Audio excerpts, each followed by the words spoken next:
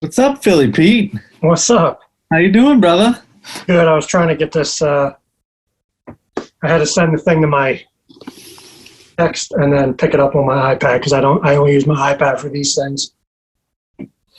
How you been? Good. Hang on, I'm trying to switch this. I don't know how to work this fucking thing. It's all good, man. Nobody does. How you guys doing?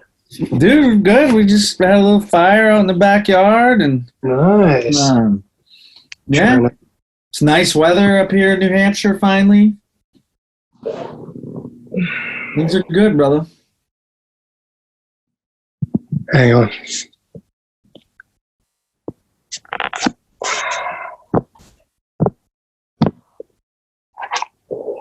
That's better.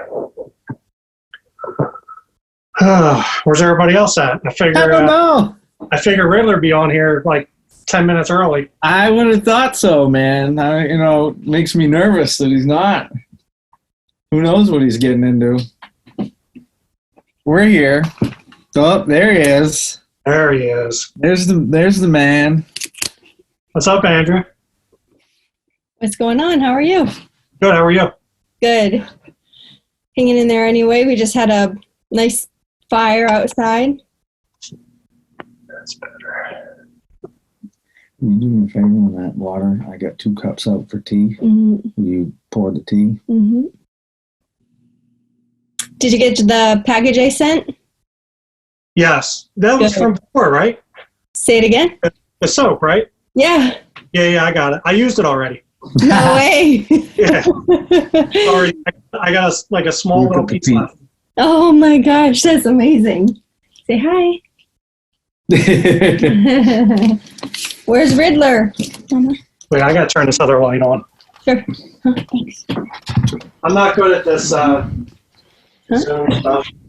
Wow, you'd think I'd be better at it, man. Is that better? It looks good, man. I feel like our light isn't too great tonight. Well, we can turn it. Better.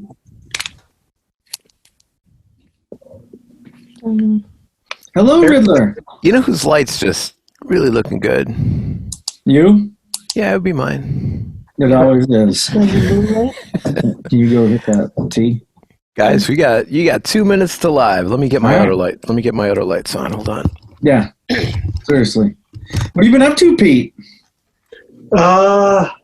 Playing, practicing. My garage door opener broke 3 days ago,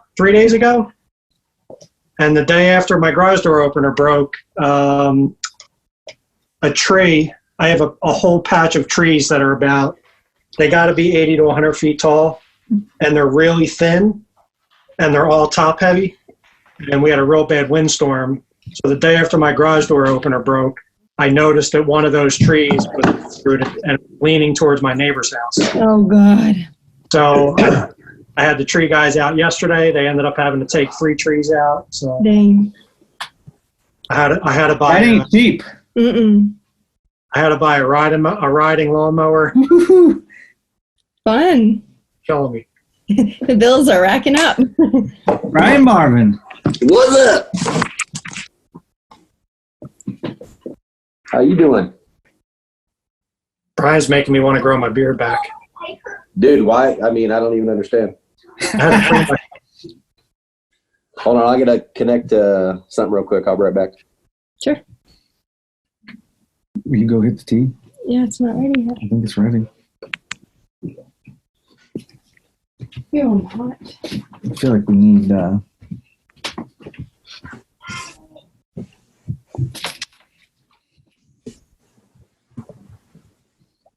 You guys hear me? Yeah, buddy. Got you in my ears now. Andrea brought this down for. That's right. Turn it around. Let me see that face. There it is. This thing almost fits me. Right? Her and I are the same size. Wait, turn it around again. Lift it up a little bit. Okay, yeah. I think that's the one I got. Yeah. I have the t-shirt. I have the t-shirt. We are live. Hey, what's up, everybody? How's it Welcome going? to these people that are here on time. The rest of these jerks, who knows where they are, including Jay Mansfield. Welcome to the Great Northeast BJJ podcast, everybody, all over the world. Ladies and gentlemen, women and children. Brian Marvin, what's up, brother? How are you? Good to see everyone. Good, man. Philly Pete, what's up, baby? The man. Riddler. Can you go can I give you one of these on Facebook? What do you No. think? No? No. Is that okay? Oh, no, Amanda's there. Amanda, this is not for you. All right, so I'll put it over on this side of the screen, just for Georgie. Is it scary when you go down? I don't live in a city, so I hope I'm not making gang signs. Anyway, I apologize to anybody in a gang. I didn't mean to do your thing there. So, How's it going in Philly, Pete? Everything's still on lockdown. Right. I went to Home Depot today. There was a line out the door and all the way to the back of the other side of the store just to get in the front door. So I did the same thing, and it was the same way. So I went back like an hour later when it was just about to close, and there was nobody in there. yeah, I just went to Lowe's. to a different store. I went to Lowe's. There was nobody there. Yeah, I went to Lowe's yesterday, and there was a line to get in, and I went to Home Depot today, and there wasn't one. So. You Are think things it's getting never better going in to? Philly? I don't know because I don't live in Philly anymore. Right. But you live close, right? I'm about 30 minutes outside. And if I don't ever have to go back, I'll never go back. Yeah. But yeah, my wife still goes back and forth. And yeah, everything's the same. It's still, all the crazy areas are still just as crazy. Nothing's changed. It's nice and peaceful where I'm at now. So I don't have to worry about a lot of that stuff anymore. Does she go back for work? Yeah. We still have some family down there, but her parents and my parents are still there. So, but yeah, if I don't go unless I absolutely have to. Yeah, can't blame you there. Yeah. What's going on in Texas, brother? Man, it's good down here. I mean, everybody's still freaking out, but I mean, we've got an abundance of tests apparently.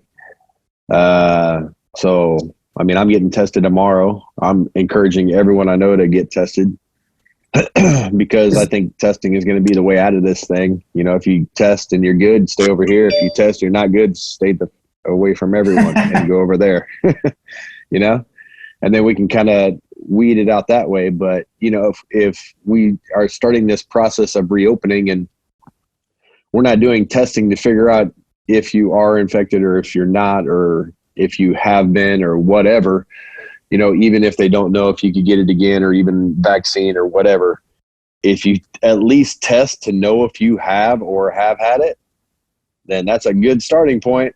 Like if I know I don't have it and I know I haven't had it and I stay the F away from people that, you know, aren't testing or don't know that they could possibly have it, then I'm going to chill out by myself. I mean, I don't need to be told to stay home on my own or away from people. I mean, I don't hang out with a lot of fucking people anyway. Me and Juju, that's about it, you know? So, I mean, that's just my opinion on it. So what, like you're talking about the antibody test that like tells you if you had it or not? Yeah, that one's expensive though. It's like $180. Right. No, I've been definitely trying, looking at trying to take that myself just for whatever, just so. I feel like I'm with you on that, man. Like then you know, like, or at least you think you know, and then we can maybe move in a direction. I mean, what was the plan? Stay at home and still don't.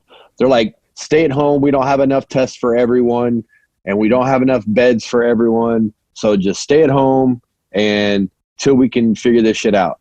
Now we've got a ton of tests and a lot of places around the United States. I'm not saying I know down here, and what I've heard from other people that I've been talking to is hospitals have vacancies. I mean, plenty of room. They're not maxed out emergency status. These multi-million-dollar facilities that they've set up that never were used, that money could have gone to businesses that, I don't know about you guys, but I still have not received any money for my business. Right. I'm going into 2 months rent that I've had to pay,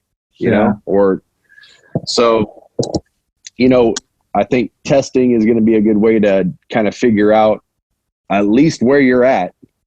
And then from there, make conscious decisions to not spread this thing. So that's my opinion. The testing sites in this area are very, very spread apart. Like the one area of Philly that's testing is like all the way on the opposite end of the city. So even if there was places 45 to 50 minutes outside of Philly, and the only place they could get tested is that one spot on the northwest end of the city. So they weren't going. And if you walk into a hospital or an ER or you call your family doctor, they're telling you basically if you have symptoms, unless you're having breathing trouble or you have that fever for X amount of days, they don't even want you to come in. They're telling you just take self-medicate at home, quarantine yourself. If you start having breathing issues or that high fever for an extended period of time, then come in. Yeah, but that's like a month ago thinking that you're talking about there. That's the same message that they were putting out a month ago. And now we've gone beyond that into testing. I mean, I don't understand why in major cities like Philly and every city, some of the cities that we're talking about, smaller population, you can kind of quarantine it down that way. You get a town of 9,000 and it's a rural town and you want to chill out for a little bit and stay away from people. It's going to work itself out there. But, Philly, big freaking cities, that's we've got it. Somebody has to get testing out to more people at more locations and really start to get it so that way more people can know who's got it and then they can stay away from it. You know what I mean? Yeah, I'm telling you right now, I'm not getting tested and I'm not getting a vaccine. I don't plan on getting the vaccine. Yeah, but, I'm not. I'm already tested. They're already prepping to make millions and billions of dollars on this vaccine. Talking about mandatory for everybody. So I haven't gotten a flu shot in probably 15 or more years, and I haven't had the flu since I stopped getting the flu shot. Yeah. NICKY GRAYHULK, what's up, brother? Hey, what's happening, guys? How you doing, buddy? Technical difficulties. That's all right. You're on now. That's right. How you doing, man? Good, very good. Brian, you'd be doing better if you had a mustache or something. What's that? I said you could be doing better if you had a mustache or something. I know. I got to get the mustache back, brother. I'll never be as handsome as you, though, man. Hardly.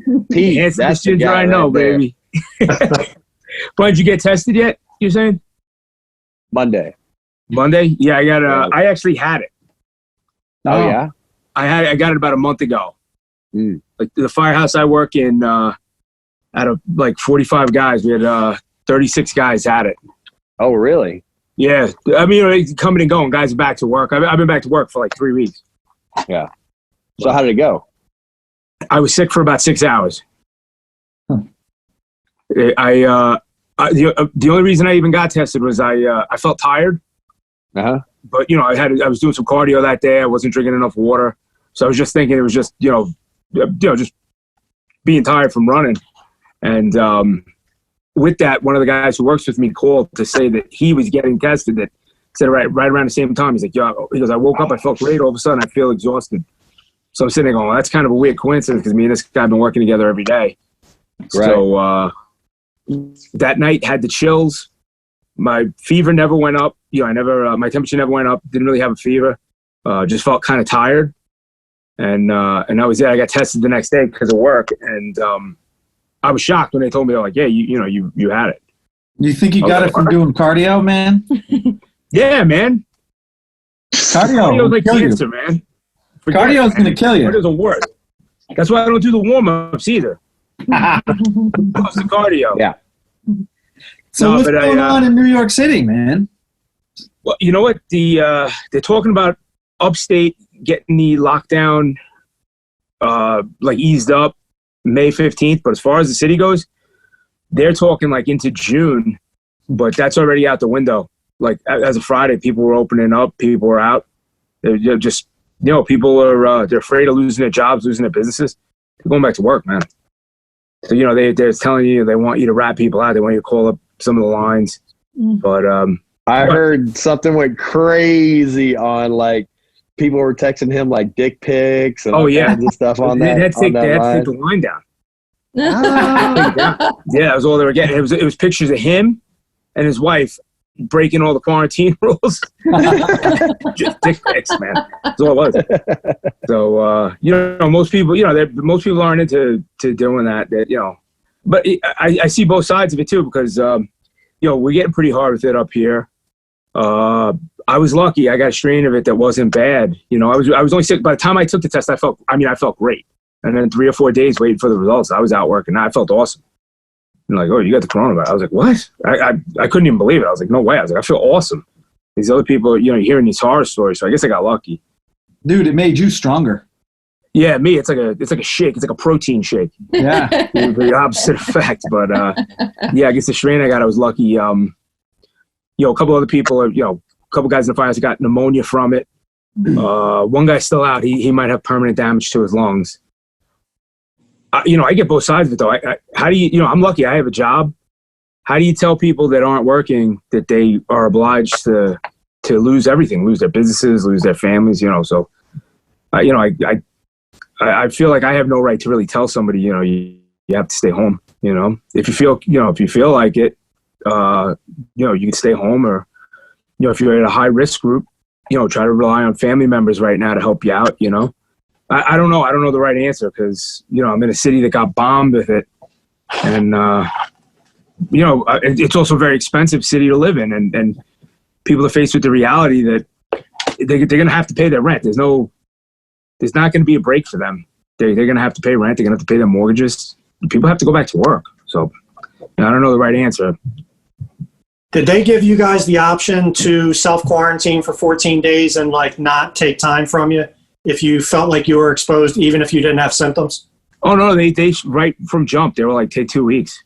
Oh, okay. It was different for the NYPD. The PD, they actually they had them coming back in like 7 days. And then now they're back in 3 days. They're testing positive and they have to, they're literally testing positive. They're like, if you don't have a fever right now, you're not coughing, they have to go back to work even with the COVID-19. Yeah, Philly basically put out that even if you felt like you may have been exposed to somebody who had it, you're allowed to self-quarantine for 14 days. Yeah. They carry administrative leave so you don't burn any sick or vacation time. Yeah. And there's no obligation for you to even go get tested. So you don't have symptoms and you don't have to get tested. You could just say, Nick had it and I was in the locker room with him, so I'm on quarantine. So you take 2 weeks off, and so the whole police department is like everybody's taking off. I mean, honestly, I'm a little nervous that I got tested. I went and did it. They were like, "Oh, you don't have to," and now I'm kind of like, I don't know, man. They're talking about all kinds of, registration that you were vaccinated. You got, I always get nervous with that stuff like that. I feel like sometimes your HIPAA rights go out the window if someone says, they're nervous about something. But oh yeah, especially since they said, they were counting. So if you had a heart attack and died, and you just happen to also be positive, like you were sick for 6 hours. If God forbid you passed away from something else, just because you were on record as being positive, they count it as a CV death.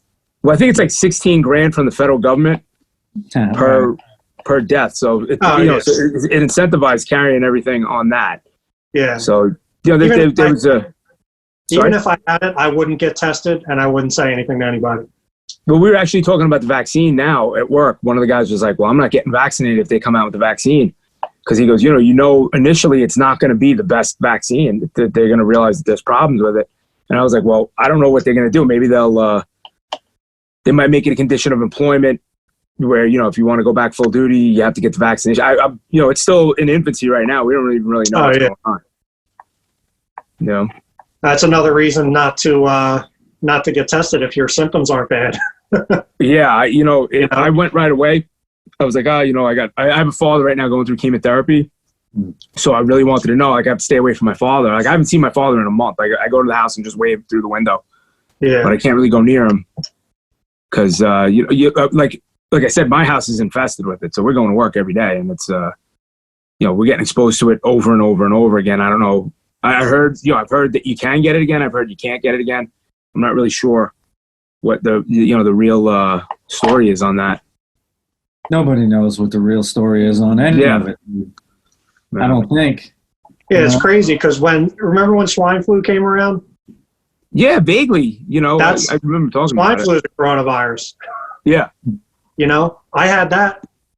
I was away at training for a whole week. I got it. I got sick the second day of training. I just loaded up with like Theraflu and Tylenol and powered through the week and went home. I never even went to the doctor. Yeah. The guy I work with ended up getting sick when he got home. And he passed it to his son, and they both went and got tested, found out they both had swine flu. He likely got it from me because what he had was the same shit I had. This is the mask I've been wearing. This is cool, right? You think? Pretty sharp, man. It's totally keeps everybody from getting it. I've had flus that were worse than this. You know, like I said, I was only sick for a couple of hours. I'm saying, yeah, but you know, then you hear about old people getting it and dropping dead. So yeah. Yeah, like I said, I think I got lucky. I had a weak strain of it. Yeah, it's hitting everybody different. I'm not really too keen on trusting government agencies for things like that. You know, they're always going to do what's in someone's best interest. So they're just playing it as, you know, day to day. But I know New York is opening up. You know, these Texas. people are. So Texas opened up, right? Like more so than other states, I think, right? Yeah, I mean, ridiculous stuff. They opened up movie theaters and malls. I'm like, I don't understand that one. Oh, Brian, you guys aren't open? Yeah. Yeah, you're open again, right? My gym or the state? Your gym. Your gym. Well, technically, the state says no, but I'm open. Oh my God. Yeah, like the liquor store thing in I don't know what it is. In New Hampshire, it kills me because I drive by the liquor store every day. The liquor store is packed. Yeah. All day long. Sales are up like 300%. Yeah, dude. But you know, there is a reason for that, though. You detoxing from alcohol, you could die. You could. So yeah, you can die detoxing. So. For sure. Detoxing. That's the only reason New York kept them open. Detoxing from jiu-jitsu is also like, look at me right now. I'm wearing it's way worse, on it, dude. Yeah. I've done both, and jiu-jitsu is way worse. No, but last week, they thought that the order to stay at home was supposed to expire, and so they thought that May 1st it was going to be opened up with that phase 1 of the plan to reopen, and you know, we had a really, really great plan in place of what we were going to do to be able to teach jiu-jitsu without contact, with plenty of space, yeah, you know, in a clean environment. And then he just like squashed it and was like, nah, gyms are closed. And I'm like, well, I don't have a gym. I've got a Brazilian Jiu-Jitsu academy. I am a martial arts school. I'm not a gym. So like that night we were all discussing it about what we were going to do. And the next day I was just so pissed off. I was like, you know what? Fuck it. Wednesday, noon, got classes the rest of this week. Yeah. Next week, schedule's going to be 3 classes in the morning, 3 classes in the evening. It's going to be a virtual class, a no contact class, and then a regular class. Same thing in the evening. Virtual class, no contact class, regular class. Give the customers the chance to choose. Yep. If they don't want to come to the gym, there's a virtual class for that. If they want to come to the gym, but they really aren't down with contact and live training or touching a person, then we've got a contact-free class that we're using training dummies for. Yeah. And then if, you know, they're good, have no symptoms, never been in contact with anybody, most of the people in my academy are families anyway. Yeah. Like, I know every single person by name as they walk in the door, and I have since the day that they joined. So you can't say that what we're doing is the same as what a gym is doing. They don't know Pete from Paul, from Bob, from Mike. Here's your towel. Yeah, that way. Oh, hey, you forgot to scan your card. Whatever. They got some person at the front desk that has just a nominal job that's just making sure the beeper goes beep when the people come in and they've got their towel. I mean, that's not what we do as martial artists. I mean, that's just not what we do. Yeah.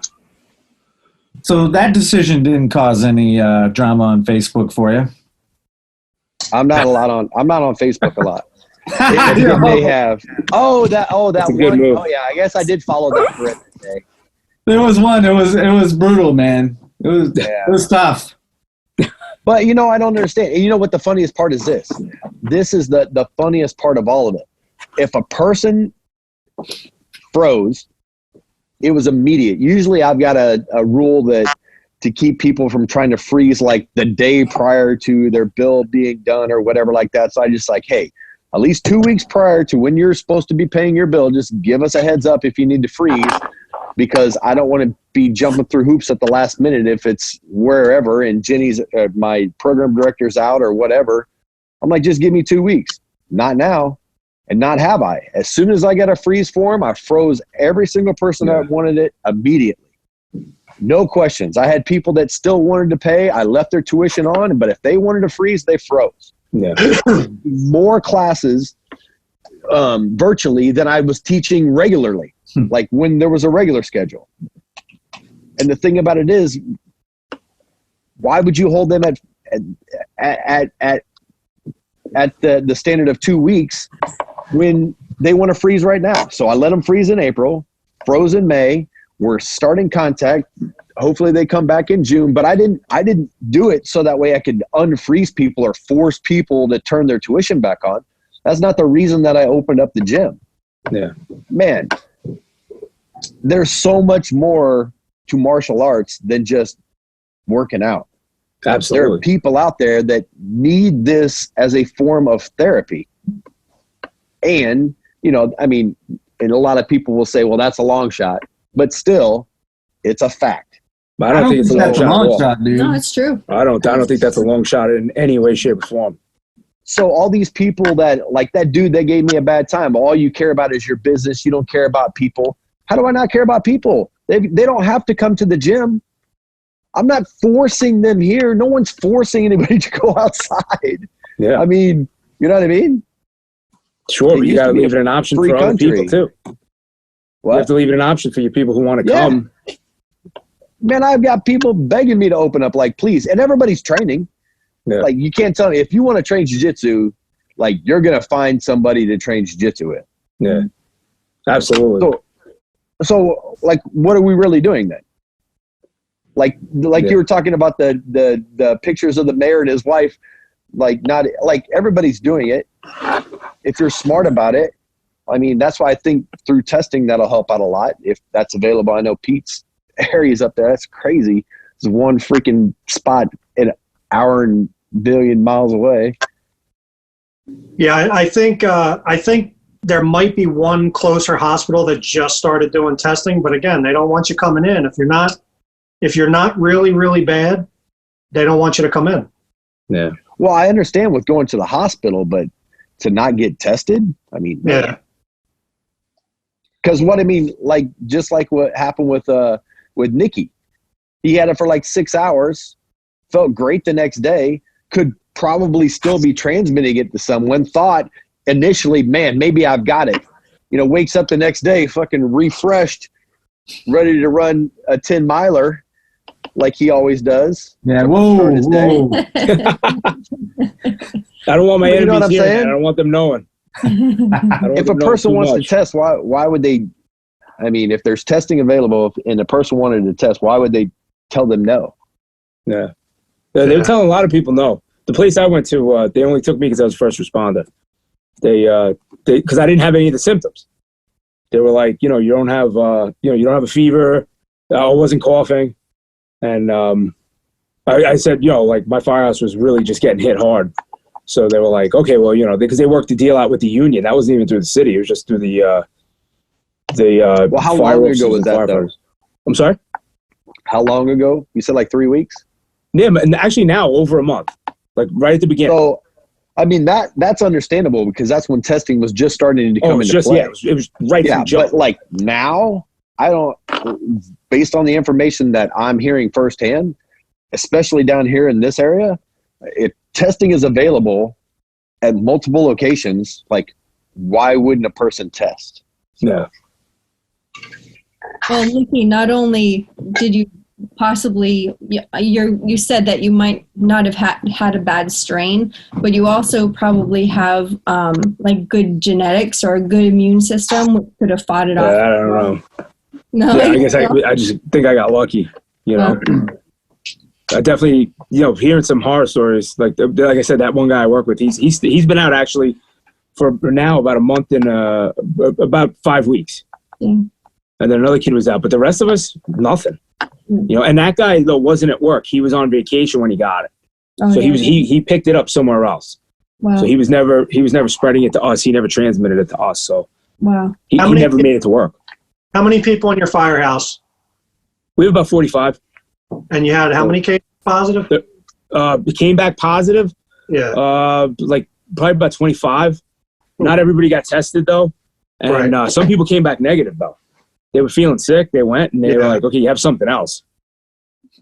I know the cops that are assigned to the airport had, I think they had the highest concentration in the whole department. It was like 35 positive cases. Yeah, that makes sense. Just being exposed to everything that those guys were getting exposed to. I mean, I don't know why. For some reason, Queens, New York was, it was like ground zero for this. And then like my old firehouse in the Bronx, I talked to those guys the entire time. They've had one guy was sick, never made it to work. He was on vacation with his friends, picked it up.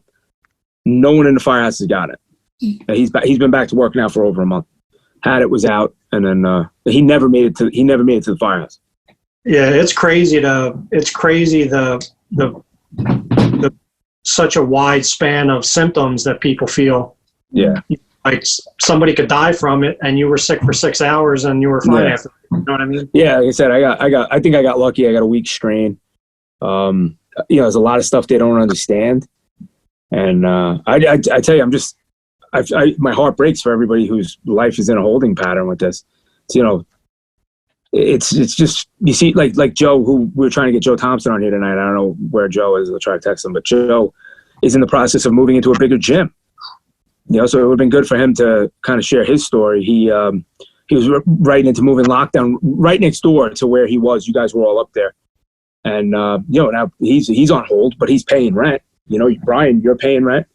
It's terrible. I think Joe Thompson struggles with the technology a little bit. Yeah, he has one of those phones from like Vietnam with that you could call in airstrikes. That's it. That's what Joe's got. Yeah.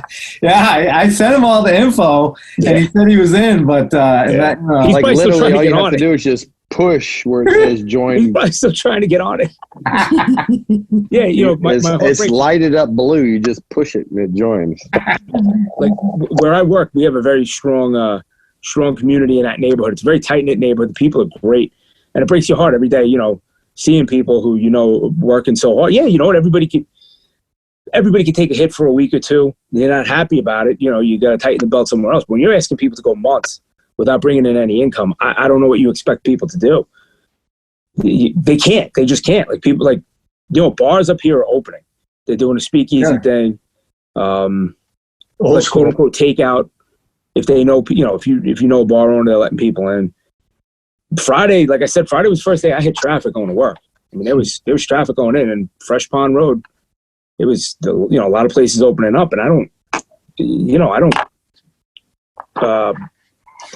begrudge them for doing that. Their landlords want to get paid. These people have rent. They have kids. They have kids in college. Kids are getting ready to go away. That stuff costs money. They say there's nothing more important than money. That's usually someone with money saying that. Unfortunately. I mean, absolutely. Who's going to enforce the things that most cops I don't think would really enforce the stupid things anyway. I mean, I guess some would, but Well, I mean, maybe I think they, for the most part, they understand too. What you're doing in a lot of ways is you're destroying people's businesses, that what they work their whole lives for. What you're also doing is you're also putting the police in a very precocious situation, because every interaction when you're a police officer with the public is a potential negative interaction. Mm-hmm. As and we all know it's good and it's bad. There's guys who who abuse authority. There's guys who are great with authority. Mm-hmm. But every contact with the public is potential for a negative experience. You're going to have a lot of negative confrontations this summer. It's supposed to be a very hot summer. They're not opening the beaches. They're not opening up the pools up in New York City. I think Long Island, we might get lucky. They might open them. So that's a lot of people in the street in front of hydrants. It's a lot of, some of the tougher neighborhoods. You have people out in the street. It's going to be hot. It's going to be a little bit of a tough climate this summer up here. Dude, that's crazy. I didn't thought about New York City in the summer. Yeah, it's something. It's with no swimming or no people are gonna get pissed. Yeah, they really are. Like their solution is they're like, okay, well, we'll give out hydrant caps. You can only open up so many fire hydrants around the city. It's trying to close off some roads and around parks and things. It's not going to alleviate that. So I don't know what their solution is going to be, but you're going to have a lot of negative interactions with police. It's like say for example, like a stop and frisk situation where every time you're doing that is a potential problem, which is a potential cell phone camera coming out. It could be the match that starts something. A video of some kid, the cops telling them, hey, you're not social distancing or you're not wearing a face covering or something, and the guy said, you can't make me do this, you can't make me do that, and then next thing you know, the cell phone cameras come out. It's not good for anybody. It's really not good for the cops. It's not good for the public. Mm-hmm. Yeah, I don't think cops are going out of their way to break anybody's balls about that. No, I don't. They're definitely not. They don't want to get exposed to anybody that has it either. Yeah. So, if I'm a cop, I don't give a shit if a guy's working on a house and he's supposed to stay home. I'm going to let him work. I'm not, you know what I mean? Well, I think that's probably a big reason why up here they have all the hardware stores open and they're packed every day. Because I guess what people are looking at is like, all right, if I'm going to be home for a month, let me just catch up around the house. So you see a lot of people, doing home repairs, fixing stuff.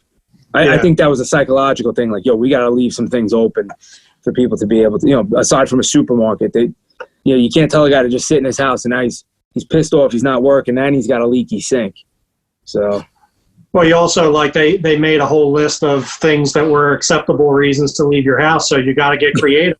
If you're out doing something, you just, before you're going to do it, make sure you can, articulate it in a way that applies to one of those reasons to be doing it. I mean, well, we're not that bad over here yet. I'm hearing about some other places that are a lot stricter than New York. It's not that bad, but I know, like in Pennsylvania, the state police are the only ones that are supposed to be enforcing any of that stuff. Yeah.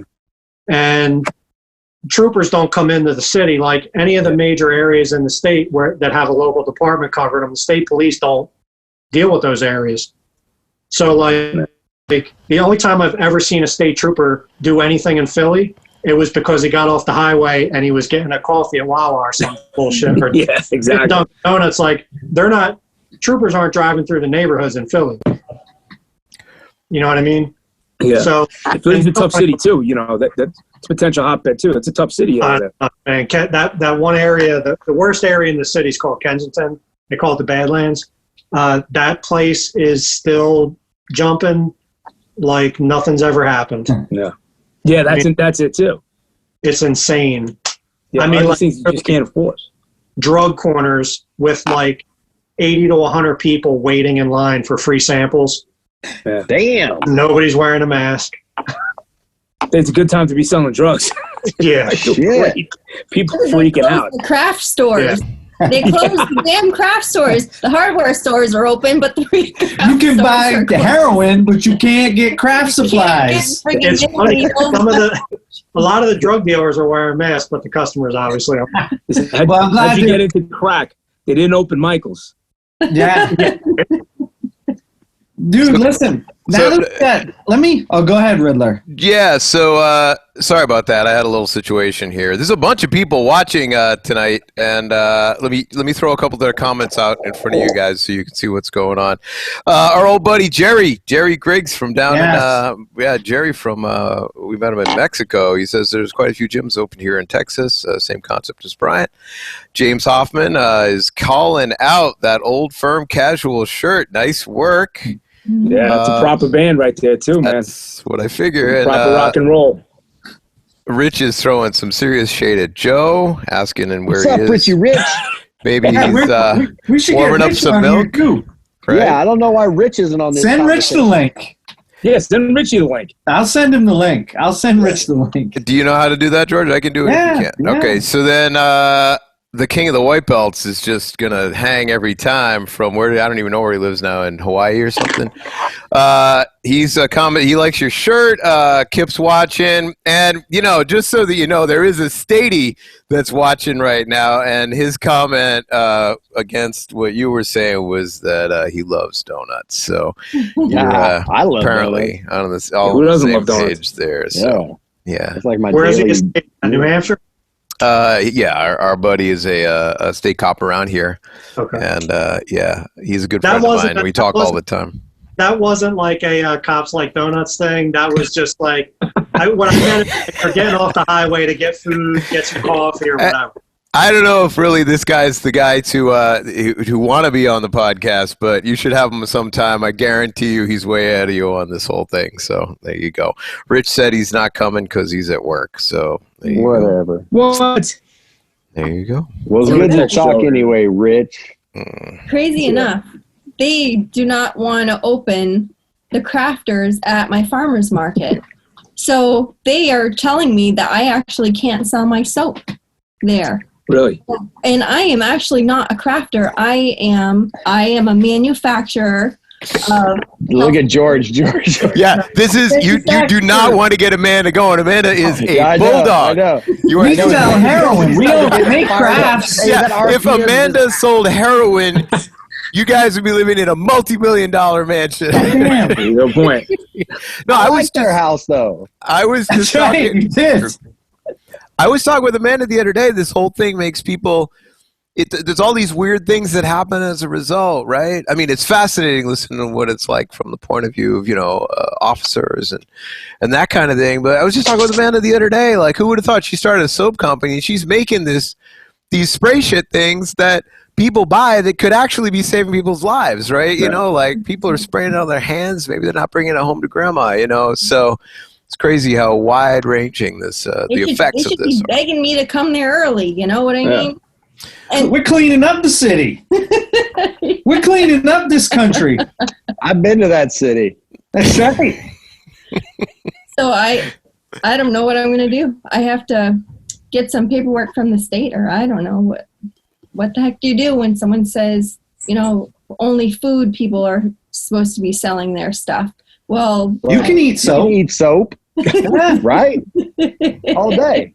alcohol and Little coffee spray hand, beans on it. spray hand sanitizers. There's no, I'm just totally. This is what you do. You give away coffee, Right. and then you make them wash their hands with your soap before, and they can just happen to pay for the coffee instead and get a bar of soap with it. So I need a technically, Now you talk.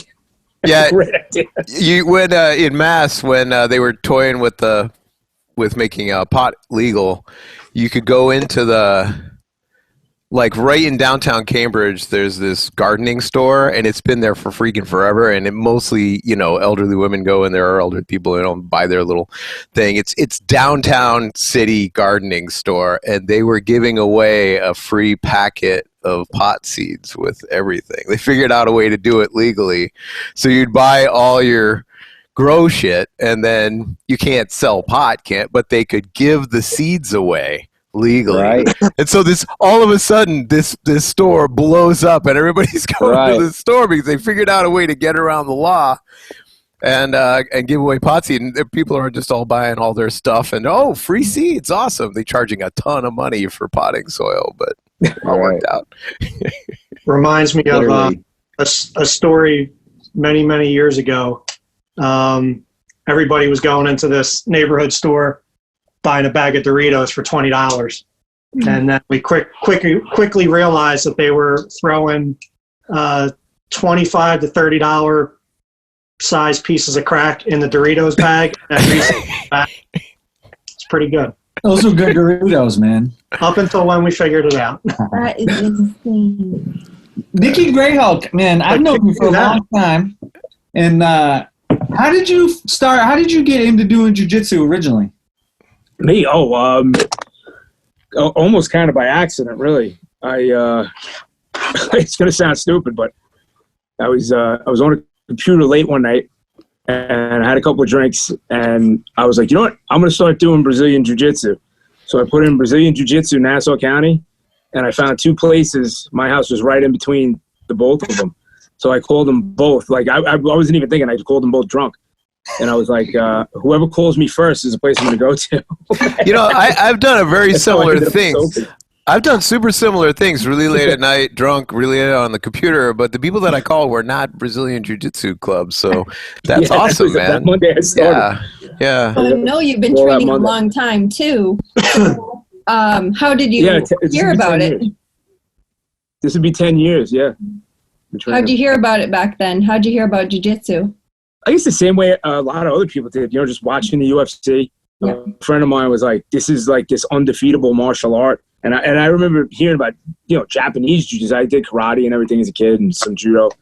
But I never remember hearing about jiu-jitsu being this great thing. And he's like, no, this is Brazilian jiu-jitsu. And I was like, what the hell is that? Like Brazilian jiu-jitsu. And now, you know, you realize years later all the movies and things like that had Brazilian jiu-jitsu in it. But, yeah, like a lot of people, you saw, you know, Royce Gracie defeating these people, and he's in pajamas, and these guys are these animal-looking guys. And I says, you know, there's something to this, man. This guy doesn't look like he should be able to beat these guys up, and he's doing it. And then, you know, obviously, like a lot of other people too. But what kept me is the people.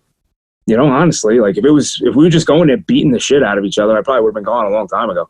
It's your friends. It's the relationships you make with people. Like, you know, we go to schools we compete against, and they welcome us in, and we, you know, this is the only sport where I think a lot of people who are, you know, competitors against each other, you know, they become great friends. Mm-hmm. You know, like we always want to show each other, you know, we never want to be able to beat each other with something. We learn something good. What do? We want to share it with everybody.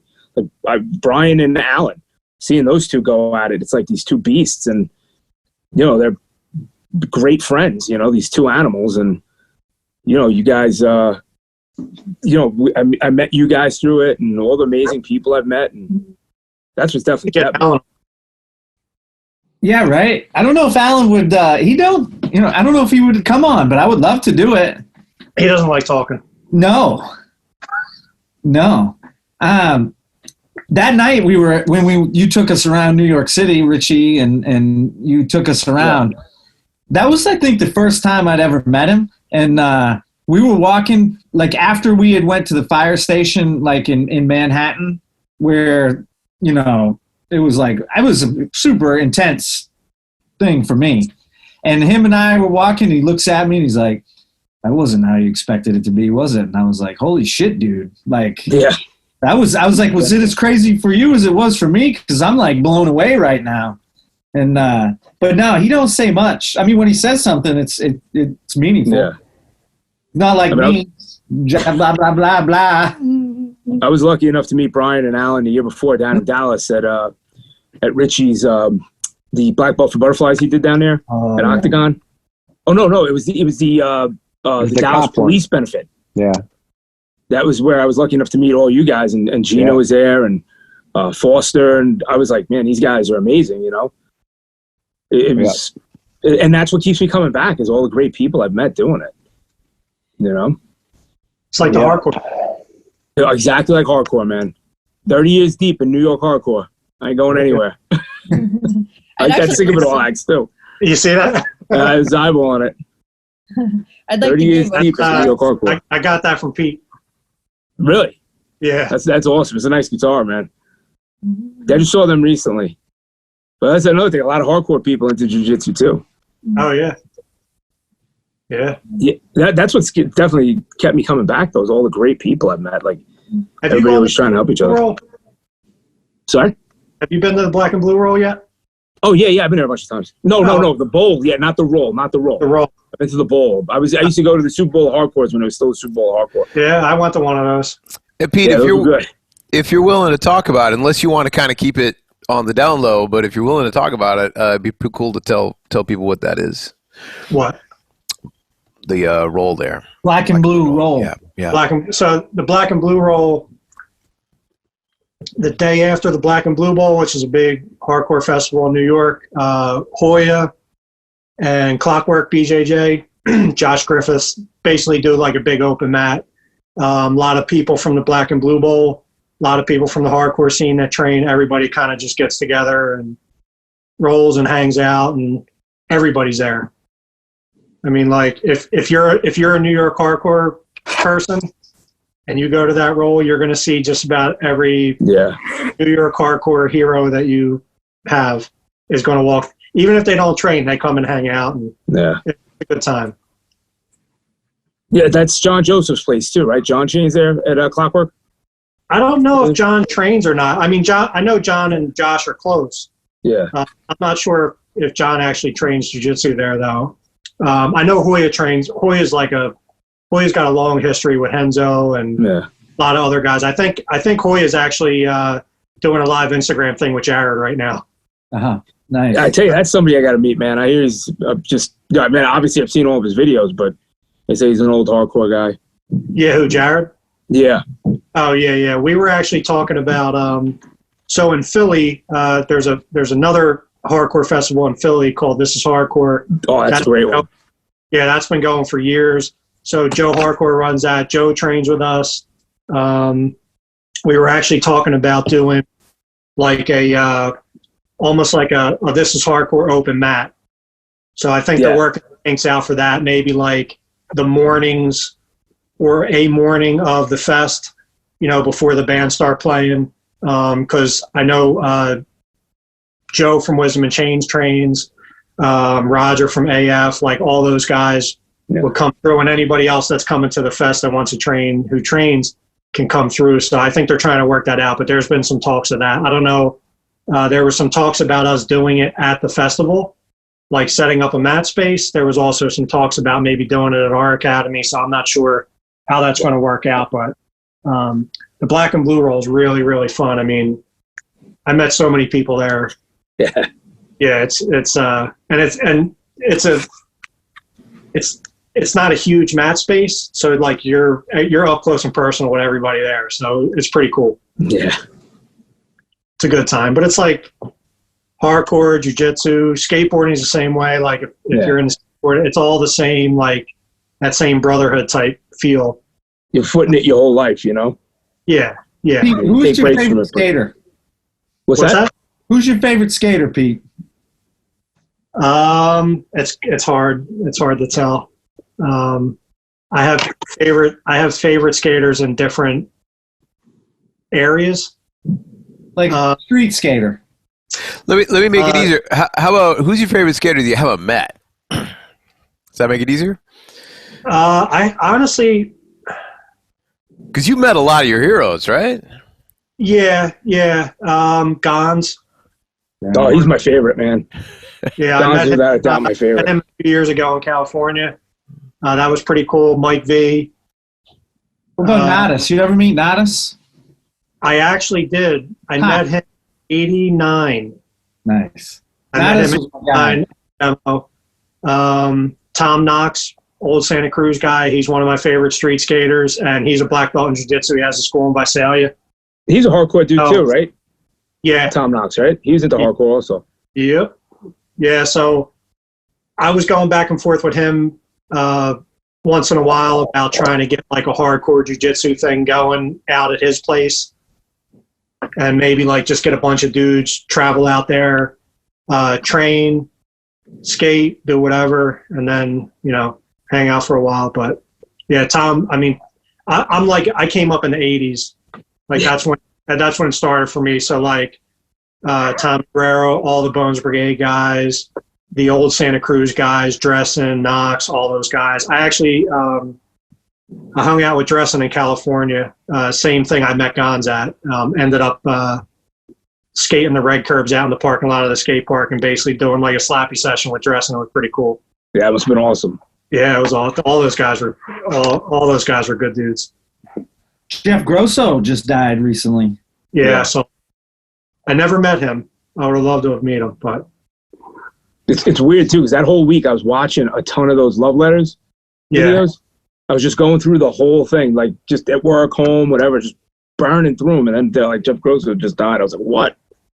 Yeah, and it happened on I think New Year's. I think it happened on not New Year's, April Fool's. It happened on April. Right. So I think a lot of people who aren't personally attached to him thought that it was a joke.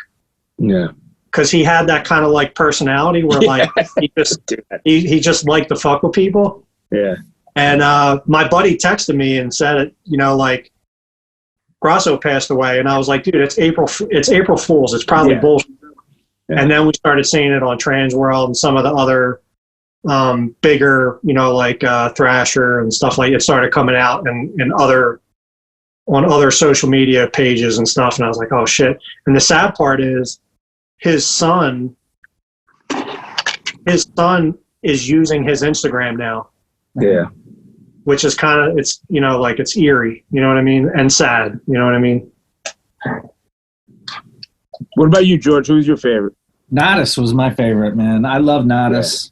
Yeah. I was into street. Like, I was the 80s too. Like, and I watched all the Bones Brigade and the Search for Animal Chin. And, but Nodis, and like, I feel like it was Wheels of Fire or something that came out. Oh, that's great. And, and he like ollied up onto the fire hydrant and spun around. And I was like, whoa, man. And his style was so cool. Like, I was a big fan of just his style. It's almost like something's lost with from the like, you know, it sounds stupid, but when videos were new, going from reading like a Thrasher or Transworld, like a Power Edge, trying to figure out how they got into something. Then with the videos, you're like, oh, that's how you have to get into that trick. To now on Instagram, where you're just not impressed with anything. It's like jiu-jitsu. It's the same thing. We studied those videos for like months. Now it's like, bang, man, that's on Instagram. It's gone already. You know, it's good if you're an 80s skateboarder. It's a younger kid who's a current skateboarder, but he skates. He can pretty much do everything, but he has a very 80s style. He rides for pal. His name's Andy Anderson. Oh, he's great. Yeah. Look him up if you haven't seen his stuff before. The kid, he can skate anything, and he does the most craziest shit. And he's got a very 80s style to him. What's wild too is he's doing a lot of like 80s flatland freestyle tricks on like a 9.5-inch board. Yeah. And he reshaped the board so that the balance point would be like it's wide in the front, narrow in the center, and then really wide in the rear. So you could do like primos on it. Mm-hmm. He designed it specifically for that reason, that shape. So he could do like flatland freestyle type tricks on a really wide board. He was a 9.5-inch board. Yeah, I'd say current, he's probably one of my favorite skateboarders now. Yeah, he's amazing. Yeah. The Law family was out skating yesterday out down in Dover. Yep. Andrea and I were riding the longboard. Nice. That's not skateboarding. How'd that go? It is when I do it, man. I'm car. I want to go to that Rye Airfield Park up by you. Yeah, that's when I was up there the last 2 times. Let's do it, man. I know Gon skates at. He says that's one of his favorite skate parks up in that area. Really? Yeah. So he goes there a few times a year, I think. Dude, when you come up, let's do it. I'll go break my arms. I always have a board in my car, so I travel with it and go to work. Ryan makes fun of me, George, because he saw the board in my car. And he goes, "What is that? In case you got to get in an emergency thrash?" Dude, Ryan don't have time for skateboarding. He's too busy pumping iron and riding bicycles. And he looks like I don't lift. If I'm working, up Ryan West. Oh, Ryan West. Oh yeah, that dude. How's he gonna post a picture on Instagram of somebody that's got bigger muscles than he does? You see that picture today? No. Go look at his Instagram real quick. Yeah. He's supposed to post a picture with somebody that's got bigger muscles than he does. He's in a squad car right now. He's working. He was working last time. He was working last time we had one of these. Yeah. That didn't stop him then. Yeah, he's diesel now, man. Yeah, he's He's working in on D-block. getting. You talking bigger about than the that. picture with him and the girls on the bicycles? Yeah, swipe right. Is that his sister? George. I don't know, but What she's is stronger than he is.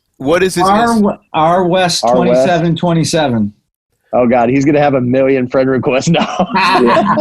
Let's get him up there and take a look. I'll get it. Let's examine our friend Ryan's Instagram. I'm going through Ryan withdrawal, man. Right? I know. I talk so much shit to him on Instagram.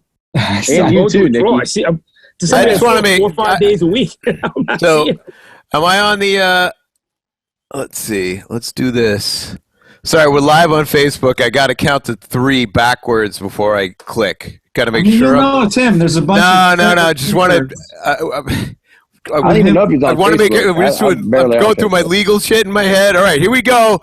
Let's just fucking do it. Here we go. Is this what we're talking? Is that Ryan? Oh, West? yeah. Yeah, that's him. Oh, all right. Oh yeah. I'd like to personally apologize on behalf of the podcast to Ryan West. I'm not really apologizing. Oh, yeah. Oh, look at those abs right there. So you wanted to look at this picture? Yeah. Oh shit! I gotta log in. All right, no. I'll get it coming. I'll come back on. Come on. I saw Uncle Joe Thompson on there too. It's almost Yeah, like Uncle having Joe's him in on there. the podcast. Yeah. Let's We're- put we're I Ryan's just texted him. Hey, can I we said, just yo, put get on it. He Ryan's didn't text me picture back. up the whole time? we're With the abs? we're skating on the edge here, so I'll get it. Can we put his phone number up too? Yeah. Hey, right. Cell number up. Yeah, man, I'm going through withdrawal. can Nicky, make how it did you meet him? Did you meet him at jiu-jitsu? Well, Yeah, I met him at jiu-jitsu. is this Yeah. what we're trying to look at? This? Oh, yeah. Look That's at that really guy. Okay. So that was what this is all about, is to get this picture? No, not Okay. that guy. No, It's a okay. different picture. All right. Do you want me to? Go left. No. The up at the top. To the left. Oh, right here. On the bikes. Yeah. On the bikes. Look at the second picture though. Not that Okay. one. The other one. Okay. No. No. Go back. Am I a dope? Sorry, guys. On the wrong thing. Click on Okay. the one where he's on the bike. Yeah. Click on that. This here. Click on it. Yeah. Now, Oh, you mean like the second one there? I Yeah. can do that on the. there you go. There you go. Oh, Yeah. I see. She's stronger than he is. Oh, I get you. He's not working right now. He's working out to try to keep up with her. Yeah. I even posted on that picture. You could probably scroll and see it. That I said, I bet she whoops your ass. Yeah. They're great. There you She's go. great. Look at It's all on there. this. I'm telling you. Great. Yeah, I believe you. I see Yeah, Gray I bet House. I was like, I bet she whoops your ass. There right it there. is. I There bet it she is. kicks your ass. See? No joke. Yeah. I don't I think bet she anybody's does, doubting too. you there, you know? Yeah. So now look, go back. Okay. Now go down a picture. Now, Okay. this is Uncle Joe Joe. Thompson, who's supposed to be Yeah. on here with us. Uncle Joe. He's still, Uncle he's still Joe. trying to figure out how to get this on his flip phone. He's On his connected flip through phone, right. AOL. Connecting through yeah. He's got a He's got dial the up. dial-up going. Right. Wow. Yeah, Uncle George Joe. is actually is look, pimping there the you go. podcast on the Instagram. That's right. No shame. Yeah, Zero no, played. shame. Well none. played. Nice Joe work. Thompson's got abs too, man. Check Yeah, him he out. Oh yeah. Joe has abs. Dude. He's like Yeah. 700 years old and he's got abs. I think I'm Right. gonna draw the line at just going No, on keep ab scrolling search. down. Oh, Keep okay. scrolling down. Let's All see right. some more Ryan West. Hmm. All right. Look at that guy. Whoa, look at it. They're training with masks. Yeah. Very nice. He's such a handsome fella. Yeah. There's too many. Oh, that way. There we go. Oh, there we In front of go. In front of the That's a good one. staircase. Really? I'm clicking on this. Whoa. Yeah. Click Start on to Yeah, get if I that. looked like him, I wouldn't wear shirts, man. I wouldn't either. Yeah. I'd be like, He must oh, have I done forgot a some shirt push-ups today. or some pull-ups right before that picture. He's got his arms too pumped. He's at the. You're right. He's at the gym right now. Oh, That's he right. I'm definitely- telling you. Oh, there's GRAYHULK. Yeah, man. Oh, there he is. Did you do Two that? of them. Did you do that? Man, Yeah, man. I tuned him up. Dudes are He got, hard. he got a little loud with me. I tell you talk what, the though, most I've broken shit a when lot you of guys bones talk on Ryan post West. pictures together. I've broken a lot of bones on Ryan West. I broke his collarbone. I broke a lot of bones. Houston Asterix. Look at that hater right there. Such a hater. He needs to start smiling a little bit more in his pictures. He does have a nice smile. Yeah. Yeah. I'm getting nostalgic. If only he would have joined pictures. us. Right. See, this is what happens. Now there's Richie Flynn, right? Down there in the and GRAYHULK. Oh, yeah. Yeah. Right next to you, son of a bitch. Dutch, you son of a bitch. Click on the one in the middle, Riddler. Yeah, that one. I bet I'm talking shit on that one, too. Yeah, I'm always sure talking. you are. When you post a picture with all you guys together, I definitely talk shit on that one. 100% of the time. Who's the other guy in that picture? There's NICKY. Oh, that's Hank. Who is that? Hank. That's Hank Hank Greenberg from Greenberg. Skill Set Magazine. He's a writer at Skill Set. Oh, nice. Yeah, Ooh. real good guy. He's he actually is a Super good big guy. combatives guy. He does a lot of like firearms, knife fighting, stuff like that. I did an article in that magazine. He hooked it up. It's a great magazine, man. Yeah, awesome. Was it all pictures? It was a couple. No, they're the best, man. They're cool. It's a good magazine. Yeah, Hank's a writer for them. He does a lot of stuff on collectibles, like, you know, collectible G.I. Joes, baseball cards, comic books. Oh, look at those ads. Woo! Damn. Those abs are on point. He must have done a bunch of crunches. Dude, you must. All right, let's stop looking at his Instagram. Otherwise, he's good. Well, that's what he gets for not being here. That's true. He had a chance to defend himself. So what were the two gyms you called that drunken night, Nicky? Oh, one of them was Soca's, and the other one, I'd rather not name the other one. Yeah. Because they're still there, but yeah, 10 years later. Still training at Soca's. Yeah. And- Yeah, the way I got kind of put together with Ryan was we had this Professor Mike Kasha, who Ryan was doing a lot of work with. He was really helping Ryan progress. At the time, Ryan was a lot bigger. So I was big and dumb and clumsy, and we were both blue belts, and this guy put us together. He was like, look, you know, you suck, and he's pretty good, and, you know, this guy was a black belt. So Ryan would work with him. It was hard for Ryan to work with him and see what worked and what didn't. You know, I was dumb and stupid. He was able to make everything work on me, and that's how I became his fat, stupid sidekick. Is everybody at Soca like a giant? Like all I see is pictures of giants here. This is just A giant 5'7". people. 5'7". The 5'7". I'm giant sideways, Okay. not up and down. Got it. Joe Thompson. Soca's not a giant. That dude's amazing, No, though. Soca's Sorry to small. interrupt you. So small, right, Brian? Man, but that dude's murders people. Yeah, you guys had Everyone. some good roles the last time you were up. That dude works out like I've never seen him not working out or training. Like that dude's a beast. Where's he Been to from? Abu Dhabi a bunch of times. Yeah. You know, Where's he from originally? I forgot what part of Brazil he's from, but he came up with like Renzo and Half and those guys. And Drac. Drac, Him and yeah, Drac him are and like Drac are really tight, good I think I've seen him in the picture with Draculino and like Yeah. that famous picture. Yeah, they were still brown belts, I think, too, in that picture. And Hickson's in that one. Right. He's in that picture. That's a famous picture. Ah. But him and Drac go back a long way, man. Yeah. So we just Maybe talked even about before jiu-jitsu. Because he was going to be a pro surfer. Really? Yeah, and then his brother started training, and his brother got him into it, and then that was it. Surfing took a back seat. But he was, you know, he's very, very, very accomplished surfer. He was, sponsored and everything. He was trying to go pro. But he didn't do it up here, though. Yeah, I was He going to doesn't say, like New that. York is New York. like, why did he move to New York if he's the one to be surfing? Yeah. He There's some discovered surfing. snowboarding. Oh yeah. There's some surfing in Long Island though, right? Yeah. Yeah, Rockaway, Long Beach. Oh, yeah? Not like Brazil, though. Hmm. It's good, though, to keep you going. It's not like anything. He got into snowboarding, and that was it. He's like, I don't even want to surf anymore. Because I surf in Brazil. Because you don't want to surf up here. But, yeah, that was how I got put together with him, though. And that was it. We were, together ever since, man. It's going to kill me when he moves. He better move to Don't. Texas. What's that? He better move to Texas. Believe me, I'm pushing Texas. Who, Ryan West? He says Florida. Yeah, he says Florida. It's because that's where all the old people go. But he's From going to New be York. retiring soon. So Really? yeah, When did you join the fire department? 97. I was January in 1997. In Since then. where was the department? You weren't in Queens then, were you? No, I was in the Bronx. I was in part of the Bronx called Soundview. Is that where you grew up? I actually used to live right there, and then I grew up in Long Island, though, but I used to live in Soundview. I used to live in the same neighborhood. And we moved when I was a kid, and my parents always laughed about that. They said, "Yeah, we struggled so hard to get you out of a dump, and he ended up back there as a fireman." The failures. I started February 96. Were you on a PD or fire? Yeah. PD? Philly PD? Yeah. Yeah, I was. I retired last year. Oh, God bless you, man. Yeah. You know, I'm trying to push for 25, you know? Almost there. So if I get 25, it'll be good. It's nice.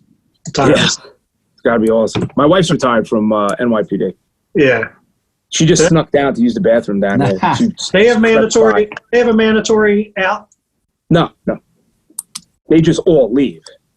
Yeah, like do they get to the point PA troopers, once you hit 25 years, it doesn't pay to stay longer than that? Well, they have that, but some guys stay. It depends. Like hey, some guys just don't want to go home. Yeah. But my father did 40 on a PD. Whew. Like, he just didn't want to go home. 40 years? They did 40 years. They forced him off, man. They're like, "Yo, take your football and go home, old man." Damn. Yeah, I got to the point where I was like, look, I made it this far and I'm still alive, so I need to get out. Yeah. Don't roll the me dice and too Richie, many we all got times. on around the same time. I think Ryan's probably pretty close to when we got on too. So we all got on around the same time, like 90s. He's done a lot more crunches than you, though. Oh my God, it's not worth looking like that doing all those crunches. He's probably What's that? miserable. He's not miserable. Yeah, I'm gonna message him and talk some shit. I'm trying to get him to go down to Texas, man. I'm pushing Texas.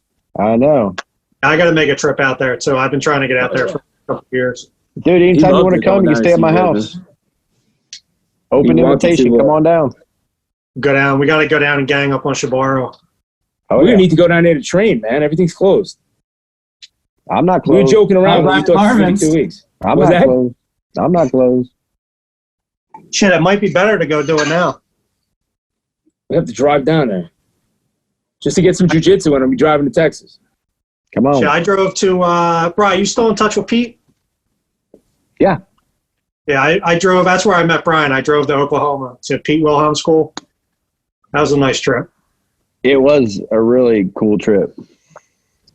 Yeah, we had, I took my son, 20-hour drive. We did 10-hour spurts. And I took my son too. It was a 10-hour drive. Yeah, drove out and drove back. Yeah. Cool. Did Was you it guys for go an event? straight through? What? You guys go straight through? Yeah, we drove straight up, did the seminar, and drove straight back. Yeah, we stopped. Oh. We had we stopped in, I think it was Indianapolis. It was about 10 hours through. It was like the halfway point. And we stayed overnight and drove the second day. And I made it. It was basically like a week-long trip.